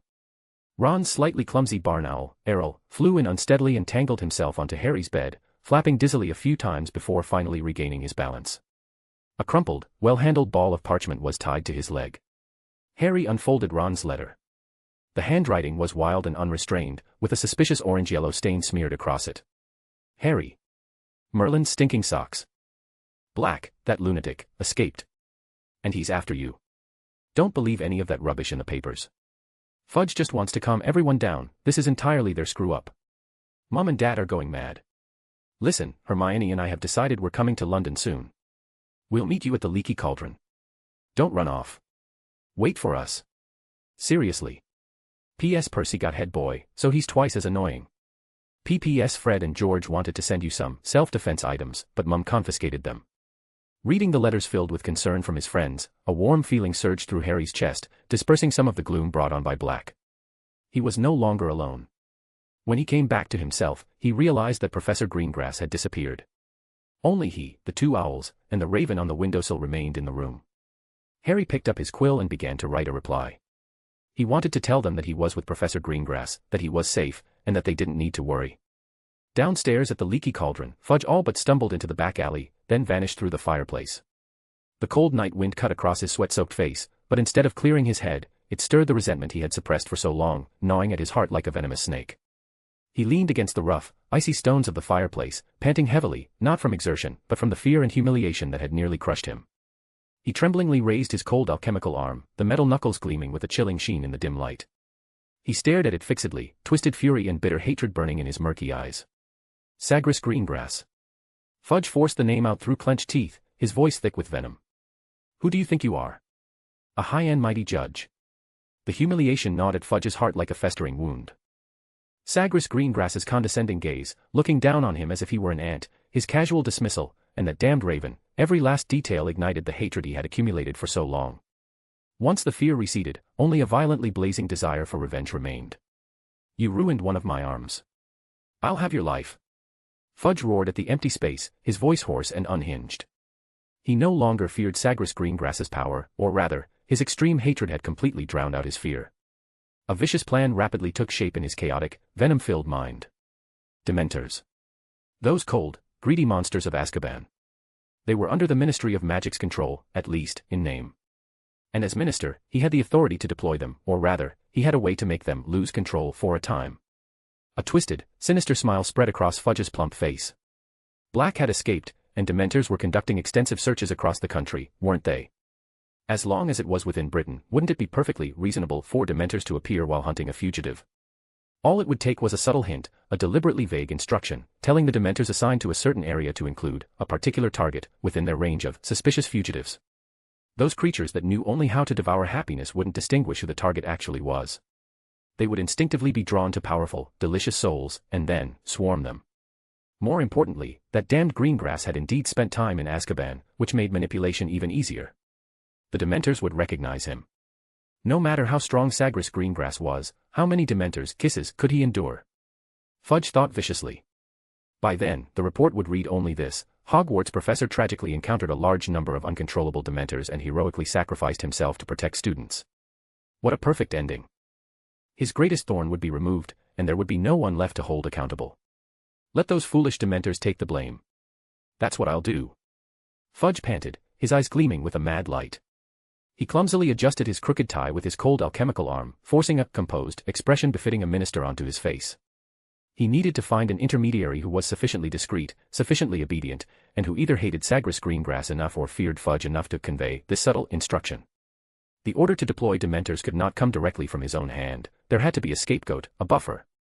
He rapidly sifted through possible candidates in his mind, and one name surfaced: Dolores Umbridge, that ambitious, ruthless woman who also harbored deep-seated hatred for Sagres Greengrass. He had heard that Sagres Greengrass had cut off one of her fingers. That made it even better. She was the perfect executor. Fudge leaned back into the cold leather chair and closed his eyes, yet the corners of his mouth twitched uncontrollably upward, as if he could already see Sagres Greengrass falling amid a swarm of Dementors. Fear was replaced by the intoxicating exhilaration of revenge, and in the darkness, that alchemical arm seemed to glow with an even colder, more sinister sheen. Oh, greater than over equal to less than over equal to. Dizzy read up to 12+ chapters in advance on Patreon/Dark Devil.